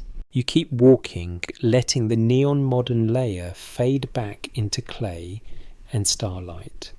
The solid ground remains. Modern media reshapes ancient terms and spreads simplified narratives.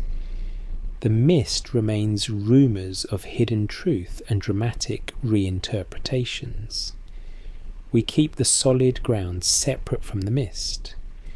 We are not proving anything tonight, we're following clues, and the clue here is a quiet one.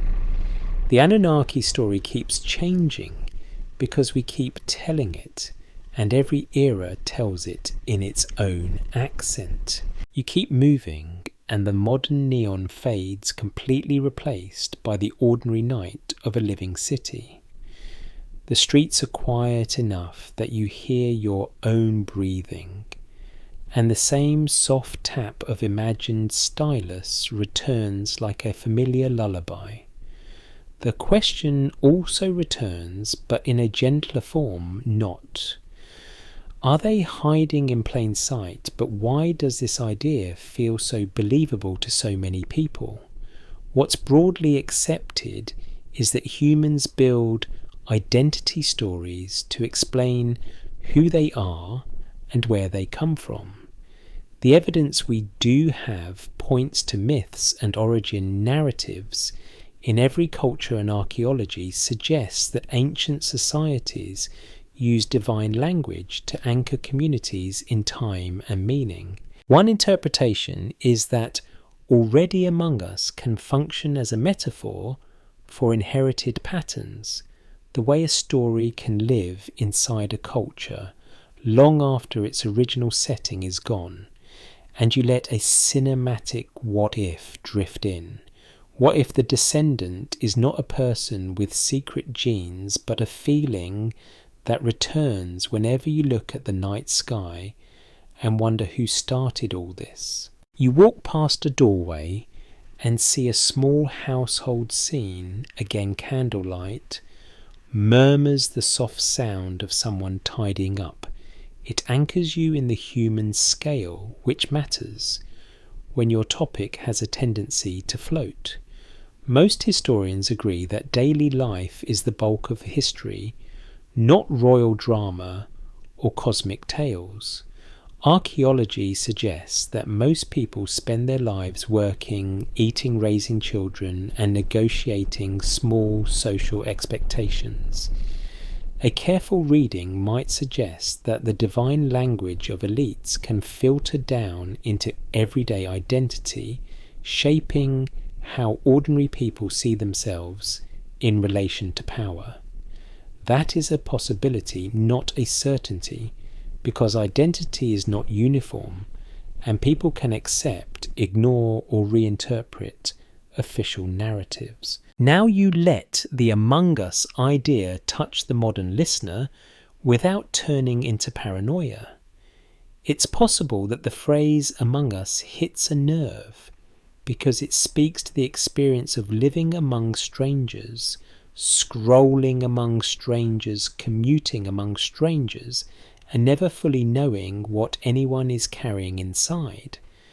The more cautious explanation could be that the idea is compelling because it gives a dramatic label to a common human uncertainty. Who are other people really? The mystery isn't in what we know, but in what we can't confirm, and other minds are always partially unconfirmable.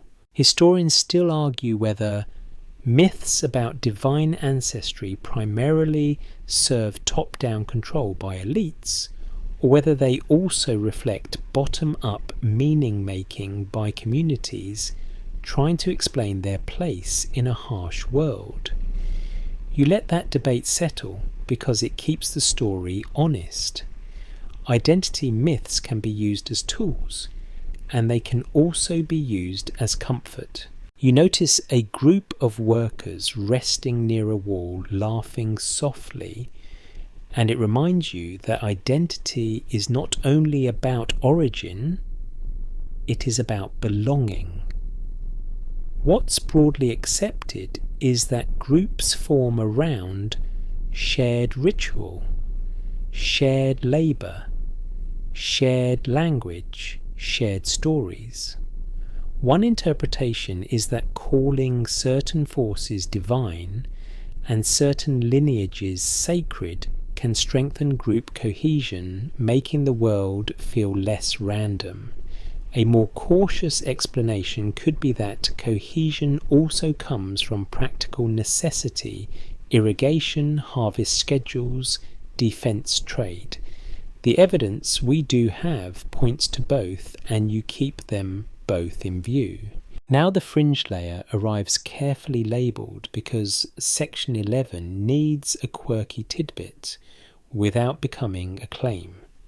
A popular rumour claims that some modern people show Anunnaki traits, often described in vague terms like unusual charisma, strange dreams, or a sense of not belonging. This theory isn't widely accepted and is difficult to test because the traits are often subjective and culturally shaped. If we treat it as a possibility rather than a conclusion, we can interpret it as a modern identity myth, a way for someone to narrate their difference as meaningful rather than accidental.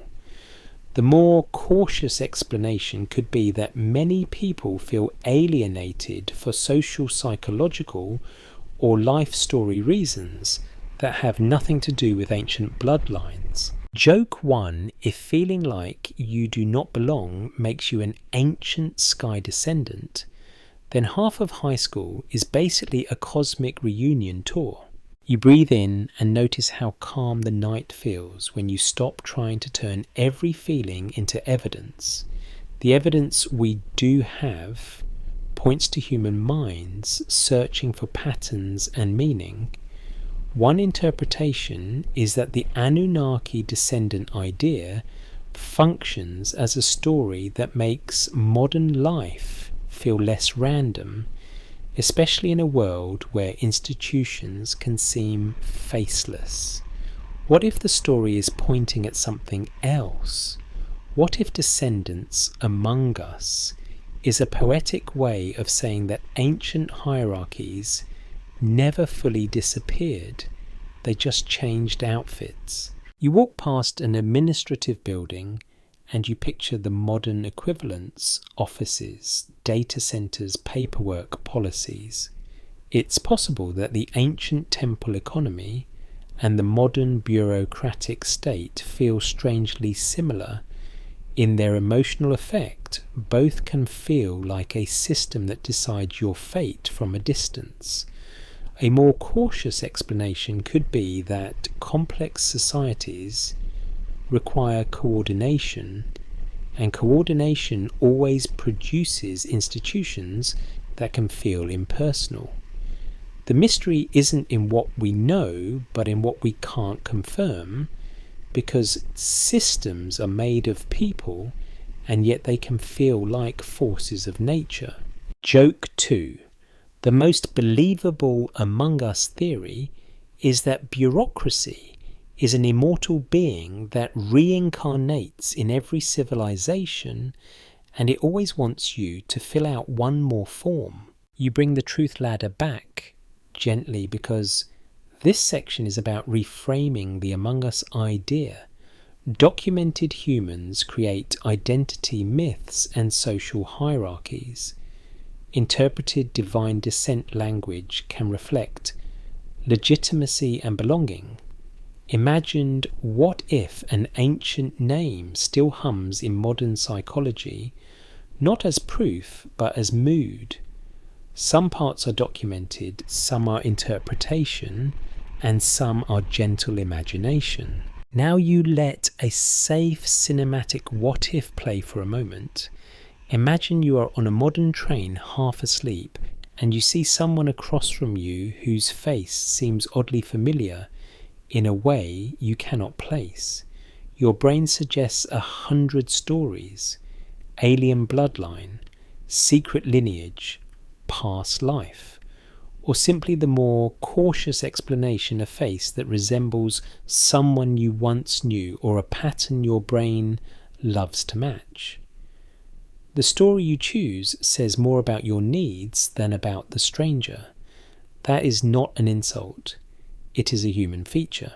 A fringe idea proposes that hidden lineages blend into populations, shaping leadership and culture in subtle ways.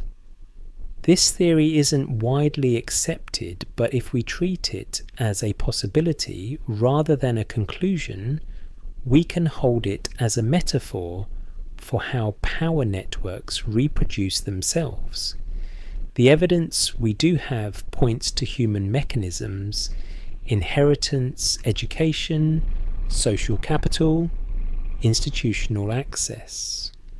A more cautious explanation could be that those mechanisms are enough, and they are already among us in plain daylight, no cosmic ancestry required. Joke 3. Honestly, if you want to find a secret society, start with any group chat labelled leadership team, because the mystery is what they do in there and you will never fully confirm it. You continue walking with your shoulders relaxed. The night remains gentle. The solid ground remains identity myths, human psychology and social structure. The mist remains modern rumours that translate feelings into bloodlines. You keep the solid ground separate from the mist, and you let the Among Us question stay what it is, at its most sleep-friendly, a mirror that shows you how humans turn uncertainty into story. You keep walking, and the city's quiet edges begin to glow, with tiny details like the night is offering you symbols one at a time. A door latch, a carved bead, a seal impression drying on clay. The stylus tap returns steady and soft, and you notice how repetition can feel like meaning even when it is simply habit. Archaeology suggests that Mesopotamian art and administrative tools include repeated motifs, especially on cylinder seals, amulets and ritual objects. The evidence we do have points to scenes of gods' worshippers, animals, plants, and abstract forms like rosettes, stars and winged figures. One interpretation is that repeated images can create a sense of coded order, and you let a cinematic what if drift in like incense. What if the symbols are not just decoration, but the ancient equivalent of a password you can feel in your bones even if you cannot read it? You step closer to a small table where a seal is being rolled across wet clay. The result is crisp and miniature, like a comic strip from a world that takes itself very seriously. What's broadly accepted is that cylinder seals function as personal identifiers and security devices marking ownership and authenticating transactions. Archaeology suggests that seals also carry aesthetic and ideological meaning, communicating status and ritual affiliation. A careful reading might suggest that a seal image can be both practical and symbolic at the same time. It locks a jar, and it also tells you who has authority. Joke 1, it is the original login screen, except instead of a password, you have a tiny carved drama scene and a lot more clay under your fingernails. Now you notice how easy it is for a modern eye to treat repeated motifs as a cipher. You see wings and you think flight. You see a star and you think space. You see a figure with a horned crown and you think not human. Let me rephrase that more carefully. Symbols do not come with a universal legend.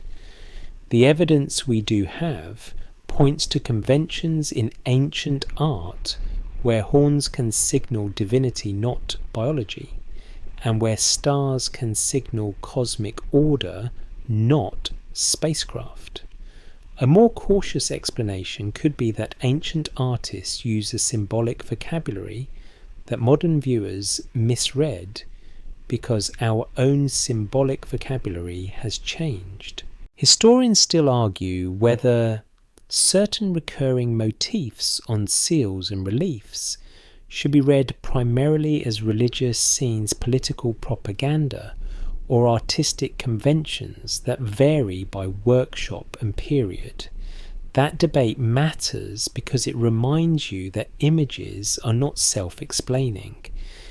They are part of a system, and systems need context. Still, the mist layer has a gentle right to exist in a bedtime story as long as it is labelled. A popular rumour claims that Mesopotamian symbols hide technical diagrams, star maps, or encoded knowledge about non-human beings. This theory isn't widely accepted, and the evidence is thin, but it persists because the images are mysterious enough to invite projection. If we treat it as a possibility rather than a conclusion, we can ask, do these motifs show consistent testable structure like a code, or do they behave like symbolic art serving social and ritual functions? The evidence we do have points more strongly towards symbolic and administrative roles than toward technical encoding. You follow a street where small shrines sit in niches, and you see simple offerings, bread, beer, a bit of oil. Archaeology suggests that household religion and public cult practice can overlap, and the evidence we do have points to a world where symbols are not just art, but part of daily meaning. One interpretation is that symbols work because they repeat. Repetition makes the unseen feel stable. A more cautious explanation could be that repetition also spreads because it is fashionable, easy to copy, and recognizable the way modern logos spread across products. Joke 2 if you think modern branding is intense. Imagine a world where your brand identity is literally pressed into wet clay and then hardens forever. No rebrand, no new font, just you and your carved goat scene for eternity. Now you connect symbols to the already among us question in a safe, non-paranoid way. It's possible that when people say among us, they mean that symbols survive in patterns that echo into later cultures, sometimes through direct influence, sometimes through shared human instincts. A careful reading might suggest that certain shapes and motifs recur across civilizations because they are effective stars, spirals, wings, trees. The evidence we do have points to long histories of symbol reuse and adaptation. One interpretation is that the descendants idea can be about cultural descent, not biological descent, with symbols acting as the inheritance. The cinematic what if mood arrives. What if you are surrounded by echoes without realizing it? Not secret rulers, not hidden bloodlines, just echoes how you draw a star, how you imagine heaven above, how you associate wings with power. Then you soften it immediately with the disclaimer that keeps everything safe. That is a possibility, not a certainty, and it does not require a literal ancestry claim. Now the fringe layer can appear again carefully framed. A fringe idea proposes that certain symbols indicate a literal presence of non-human beings, and that the repetition is evidence of a shared, suppressed memory. This theory isn't widely accepted, but if we treat it as a possibility rather than a conclusion, we can hold it as a psychological question. Why do humans love the idea of hidden messages? The more cautious explanation could be that hidden message thinking is a natural byproduct of pattern recognition, especially when you face incomplete records and unfamiliar art styles. Joke 3, your brain is basically a conspiracy machine by default. It sees two similar wing shapes and instantly wants to start a podcast. You step back and listen to the night again. The stylus tap continues and you realize how much of human life is about leaving marks. A seal mark says, I was here, I own this, I authorize this. A temple relief says, this is the order of the world. A myth says, this is how it feels to live under forces bigger than you. The evidence we do have points to all three kinds of marks in Mesopotamia.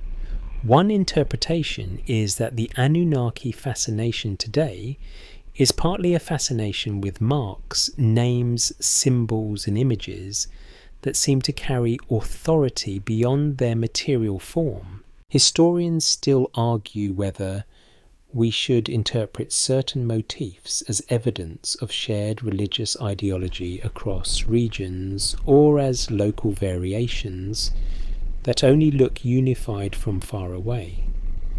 That debate keeps your feet on the ground. The solid ground is that symbols exist and are meaningful within their contexts. The mist is that symbols can feel like codes when you view them without context.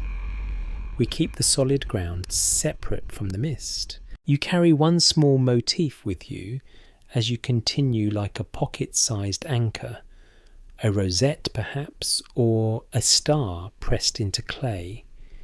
It becomes your soft callback object, not as proof of anything, but as a reminder that humans love to compress meaning into shapes. Some parts are documented, some are interpretation, and some are gentle imagination. If the evidence is thin, we'll say so. Tonight the evidence is strongest for symbols as social, religious, and administrative language, and the rest remains a calm, curious fog. You keep walking with that little rosette idea tucked into your mind, like a charm, and the night air feels clearer, as if the story is switching from symbols you can see to evidence you can measure. The streets fade, the temple silhouette becomes distant, and the modern world gently slides into view without jolting you awake. Most historians agree that human populations have always moved mixed and intermarried across regions, and archaeology suggests that migration and cultural exchange are constant features of the ancient world. The evidence we do have points to shifting settlement patterns, changing material culture, and later scientific methods that can sometimes trace ancestry through genetics and skeletal analysis. One interpretation is that legends of outsiders or divine arrivals might echo real migrations, and you let a cinematic what if drift in carefully. What if descendants is a poetic memory of people arriving from elsewhere and being folded into the local story until their origin becomes myth? You walk into a modern feeling laboratory in your imagination, but it is still quiet, still dim, still bedtime friendly. There are no harsh lights, just a gentle hum, like a refrigerator, and a distant fan doing a duet.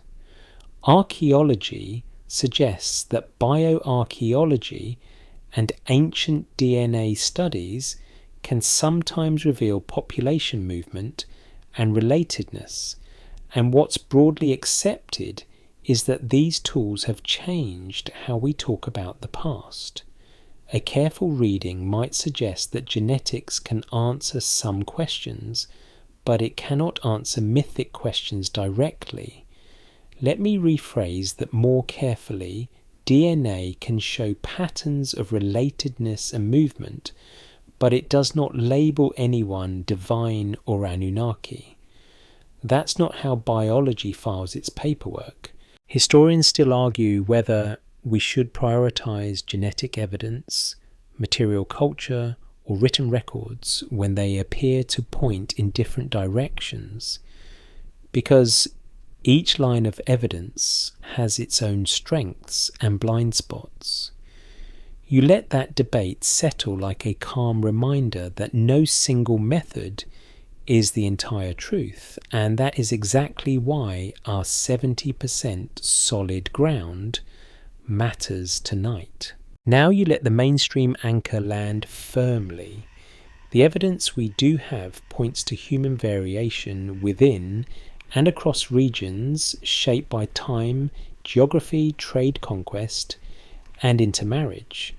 Archaeology suggests that Mesopotamia is a crossroads, not a sealed container. One interpretation is that stories about extraordinary origins can arise in crossroads places because strangers are common and strangers invite storytelling. A more cautious explanation could be that mythic outsiders are narrative devices for explaining social change, not literal non-human arrivals. Joke 1. If you have ever moved to a new neighbourhood, you know people will invent a myth about you in about 3 days, and that is without anyone having to descend from the heavens. Now the already among us question finds a new shape in the genetic age. It's possible that modern audiences hear the word descendants and think, okay, show me the test results. A popular rumour claims that certain bloodlines today carry non-human markers, and that these markers can be detected if you know where to look. This theory isn't widely accepted, and it often relies on misunderstandings of genetics or on claims that cannot be independently verified. If we treat it as a possibility rather than a conclusion, we can ask what a non-human marker would even mean scientifically, and how it could persist without being obvious in broader datasets. The more cautious explanation could be that human genetic diversity is wide and surprising enough to inspire myths without requiring anything outside humanity. You keep your tone gentle and your feet on the floor. The mystery isn't in what we know, but in what we can't confirm, and genetics, while powerful, has limits. Ancient DNA is often fragmented, sample sizes can be small, preservation varies, and ethical considerations shape what gets studied. The evidence we do have points to broad patterns, not cosmic labels. If the evidence is thin, we'll say so. Still, because this section promises a cinematic. What if you allow one that stays safe and non-absolute? Imagine a migration wave entering a region bringing new skills, new customs, and new authority structures. Locals do what humans do, they narrate it. They say the newcomers are favoured by the gods, or descended from them, or touched by heaven. Over time, the memory of they came from far away becomes they came from above, because above is the easiest direction for all. That is interpretation, not certainty, but it is a plausible pathway from human movement to divine language. Joke, to humans will turn. My ancestors moved here for work. Into my ancestors were chosen by the sky in 2 generations, and that is honestly just marketing. You return to solid ground again. Archaeology suggests that Mesopotamia's long history includes periods of cultural change, political shifts, and new powers rising. The evidence we do have points to layers of interaction, not a single uninterrupted lineage. One interpretation is that the Anunnaki descendant question, if taken literally, would require evidence of a distinct trackable lineage separate from normal human variation.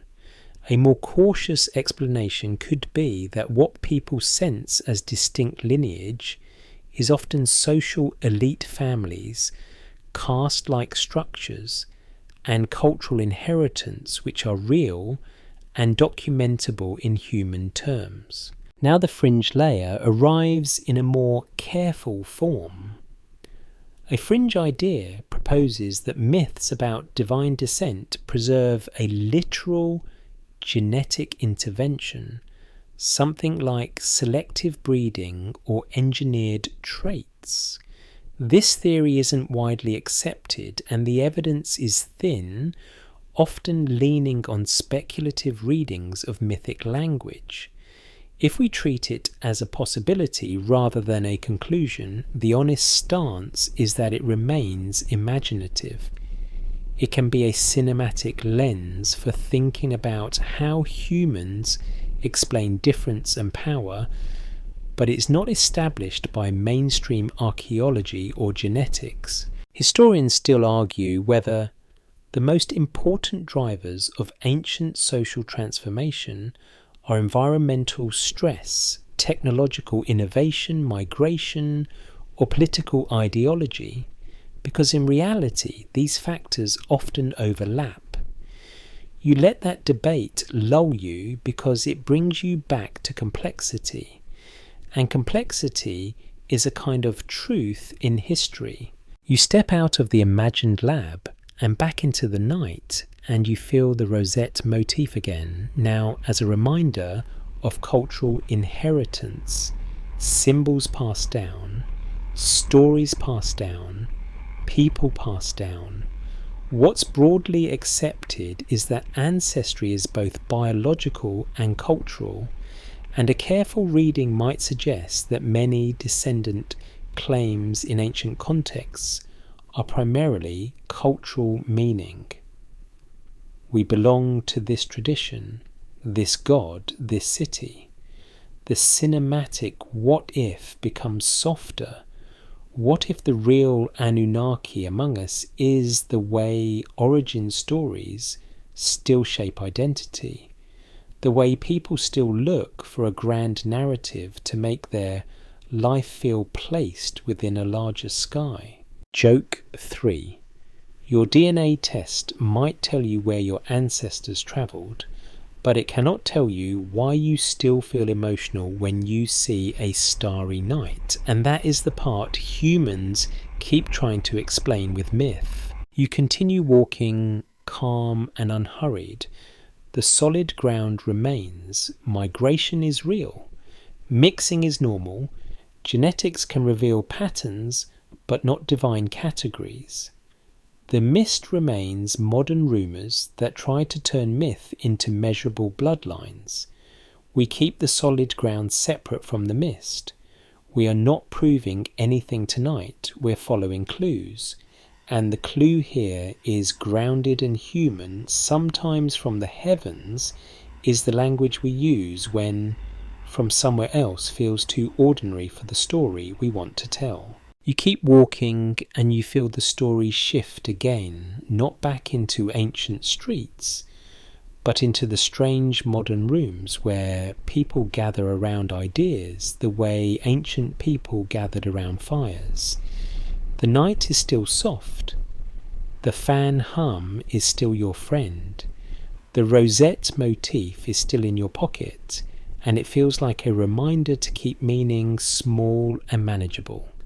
Archaeology suggests that ancient symbols and names get repurposed in later eras, and the evidence we do have points to modern communities building identities around ancient themes, sometimes with care, sometimes with certainty that outruns evidence. One interpretation is that the Anunnaki story today is less a historical claim and more a modern mythology, and you let a cinematic what if drift in like fog on glass. What if the real question is not who the Anunnaki were, but what we become when we believe we already know? You step into a modern meeting space in your imagination, not sinister, not scary, just a room with folding chairs, soft lighting, and people speaking quietly but intensely like they are sharing something personal. What's broadly accepted is that humans form belief communities around shared narratives, especially narratives that offer identity, purpose, and a sense of being part of something larger. The evidence we do have points to modern spiritual movements, alternative history groups, and online subcultures that remix ancient material into new frameworks. A careful reading might suggest that this is not new in human history. People have always reinterpreted old stories to meet current needs. Historians still argue whether modern alternative history movements should be understood primarily as harmless meaning-making or as responses to distrust in institutions, education, and authority. You listen to the tone of the room. There is excitement, comfort, and sometimes a sharp edge of certainty. This is where monetization's safe language matters most, because the line between curiosity and fear can get thin if you push too hard. Let me rephrase that more carefully.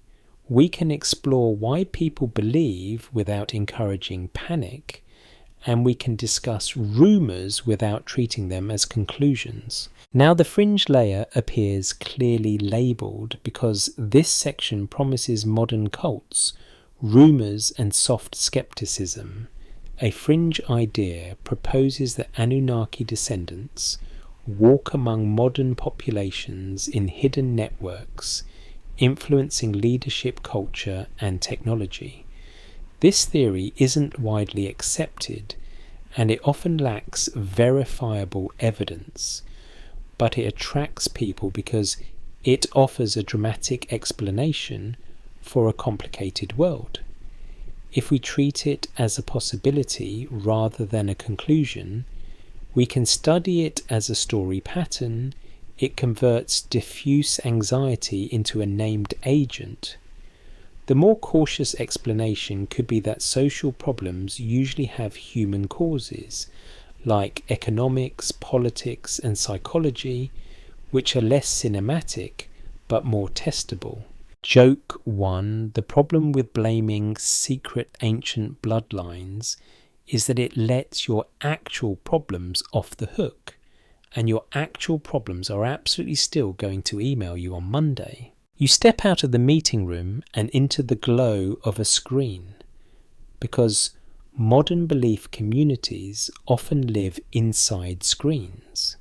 The evidence we do have points to algorithmic amplification shaping what ideas people see, and it's possible that this environment rewards certainty over nuance. One interpretation is that the Anunnaki as alien ancestors idea becomes more persuasive when it is delivered in confident, dramatic packages, especially if it uses ancient imagery and authoritative tone. A more cautious explanation could be that confidence is not evidence and repetition is not proof, even if it feels that way at 1 a.m. Historians still argue whether the internet has fundamentally changed how myths form, or whether it has simply sped up the ancient process of rumour and retelling. You can feel the continuity. Ancient stories spread through caravans and temples. Modern stories spread through shares and clips. The human impulse is the same. Find a story that fits the feeling, then pass it on. Now you apply gentle skepticism without being rude. The evidence we do have points to ancient texts being complex and modern claims often being simplified. One interpretation is that many modern rumours are built from a stack of misunderstandings, symbolic art read as literal technology myth, read as report translation, uncertainty treated as deliberate concealment, and social inequality treated as cosmic bloodline. The more cautious explanation could be that the world is messy and human, and messy human explanations can feel less satisfying than secret lineage explanations. Joke, 2 secret lineage stories are like the fast food of meaning. They taste great immediately, but you wake up at 3 a.m. with questions and mild regret. You let the cinematic what if have its moment because the outline promises it. What if instead of a literal hidden species among us, the hidden thing is the way belief spreads? What if the true descendant is a narrative pattern passed down through history? The pattern of saying we are special, we have secret origins, and outsiders do not understand. That pattern shows up everywhere, ancient and modern.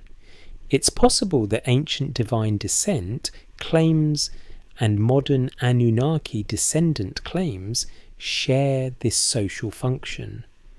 That's interpretation, not certainty, but it is a way to hold the story that stays grounded. A popular rumour claims that powerful families today secretly preserve ancient knowledge and control, and they use old names like Anunnaki as coded references. This isn't widely accepted, and the evidence is often thin or speculative. If we treat it as a possibility rather than a conclusion, we can ask what it does emotionally. It makes the world feel explainable. It gives anger a target. It gives confusion a map. The more cautious explanation could be that power is often visible in institutions, laws, and wealth, and it does not require hidden ancestry to operate. You bring back the truth ladder gently, because this section can easily tilt into misleading certainty if you are not careful. Documented people form belief communities Rumours spread and ancient material gets repurposed. Interpreted, these communities may respond to anxiety and distrust, and myth may serve identity functions.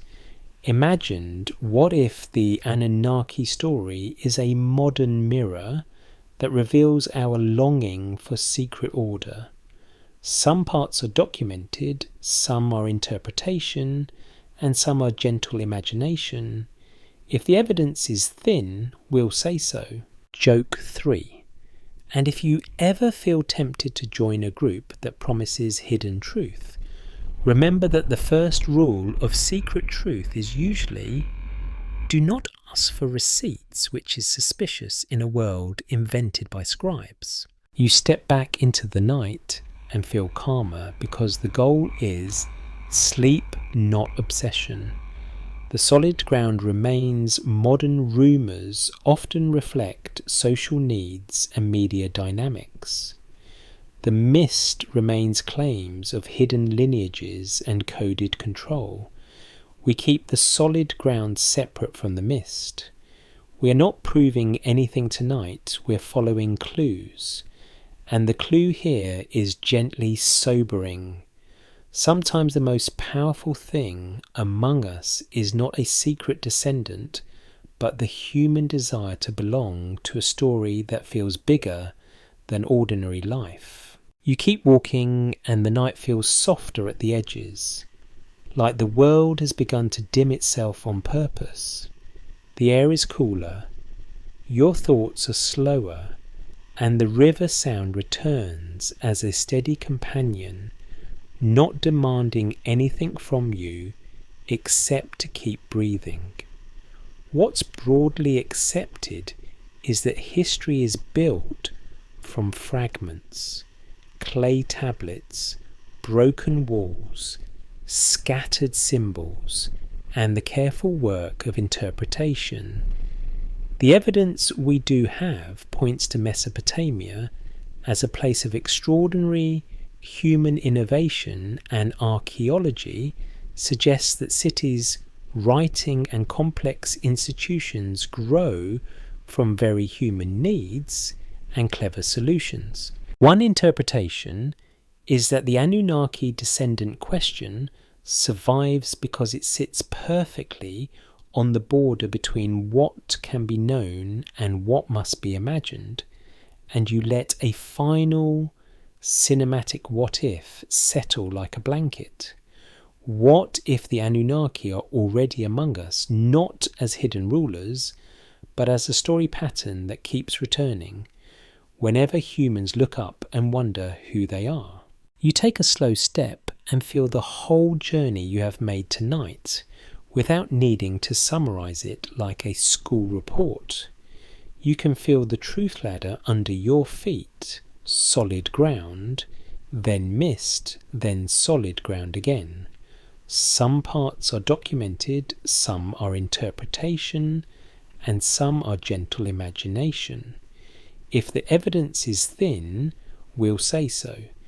That line has kept you safe from turning bedtime curiosity into rigid belief, and it has also kept the mystery alive without letting it become a trap. Historians still argue whether the most responsible way to talk about ancient gods is to treat them primarily as religious symbols and social structures, or to leave more room for the possibility that myths preserve memories of events we no longer understand. You let that debate rest because it is a good debate, and good debates do not need a winner at midnight. The mystery isn't in what we know, but in what we can't confirm, and that is not a failure. It is an invitation to stay curious without becoming certain. You think again of the Anunnaki in their most historically grounded form, a name used in Mesopotamian tradition appearing in texts that reflect a complex religious world. Most historians agree that these traditions are shaped by institutions, politics, environment, and the human need to narrate existence. Archaeology suggests a long gradual rise of city life, with trade irrigation, scribal training, and social hierarchy. One interpretation is that divine descent language mirrors human legitimacy games, and you can still feel how kings and temples use sacred words the way modern institutions use official seals. Joke 1. The ancient world invents writing and immediately discovers the greatest power is not magic, but paperwork that people take seriously. Now, because this is the final section, you let the already among us idea land in the safest, most sleep-friendly place it can land, in metaphor, in inheritance, in the quiet persistence of human storytelling. It's possible that what is among us is cultural DNA, the way you still associate the sky with authority, the way you still look for secret order in symbols, the way you still want origins to feel grand rather than accidental. A more cautious explanation could be that these impulses are simply human, not inherited from any particular ancient group, and that is still beautiful. The evidence we do have points to continuity in human psychology across time, even when cultures change. You allow one last glance into the mist, labelled clearly, so it does not sneak into your sleep as a certainty. A fringe idea proposes that the Anunnaki were literal outsiders, and that their descendants blended into humanity, leaving subtle markers. This theory isn't widely accepted, and the evidence remains thin. If we treat it as a possibility rather than a conclusion, it becomes a story you can hold lightly. It is not something you need to fear. It is not something you need to act on. It is simply a modern what if, a cinematic lens that some people find compelling. Joke 2, and if there truly were hidden cosmic descendants among us, they would still have to deal with traffic taxes and customer service phone menus, which is honestly the least divine experience imaginable. You feel your shoulders loosen, your jaw unclenches, you keep the solid ground separate from the mist. Solid ground. Mesopotamia's history is extraordinary without needing extra ingredients. Solid ground myths evolve terms, shift, translations are complex, and modern media reshapes ancient names. Solid ground humans migrate, mix and inherit culture as much as they inherit genes. Missed modern rumours, dramatic reinterpretations, and the temptation to turn ambiguity into certainty. You are not proving anything tonight. You are following clues, and now you are letting the clues settle into a quiet pile instead of carrying them around. You picture that little rosette again, pressed into clay, a small shape that can hold a surprising amount of meaning. What if the rosette is your reminder that humans always compress the infinite into symbols? Stars into dots, rivers into lines, gods into names, names into stories, stories into identity, and identity into a feeling that can live inside you for years, even if you cannot explain it.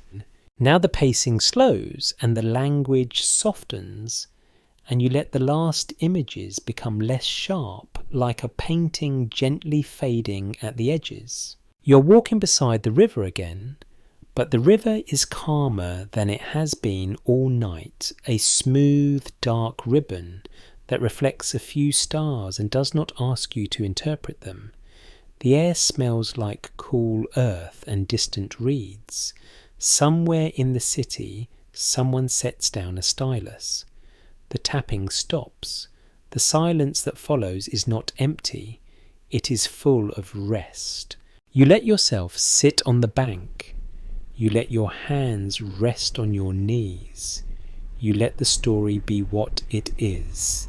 A blend of what's broadly accepted, what can be interpreted, and what can be imagined gently without claiming it is fact. You remind yourself softly that you do not need to solve anything to be safe. You do not need a hidden truth to be okay. You can be curious and still be calm. And in that calm, you can hold one final thought, not as proof, not as a conclusion, but as a bedtime-friendly possibility. What if the Anunnaki are already among us in the simplest way as a question we inherited? As a curiosity that rises when you stare at old symbols and feel a strange familiarity? As a reminder that humans have always looked at the sky and felt both small and connected at the same time, as a story pattern that keeps returning because the unknown keeps returning too. Now the river sound becomes your lullaby. The stars stay where they are. The old city grows quieter, like it is turning off its lights one by one. Your breathing slows until it matches the water. Your thoughts drift not toward answers, but toward softness. And you let the night do what it does best, hold you for a while gently, until your mind releases the last need to know.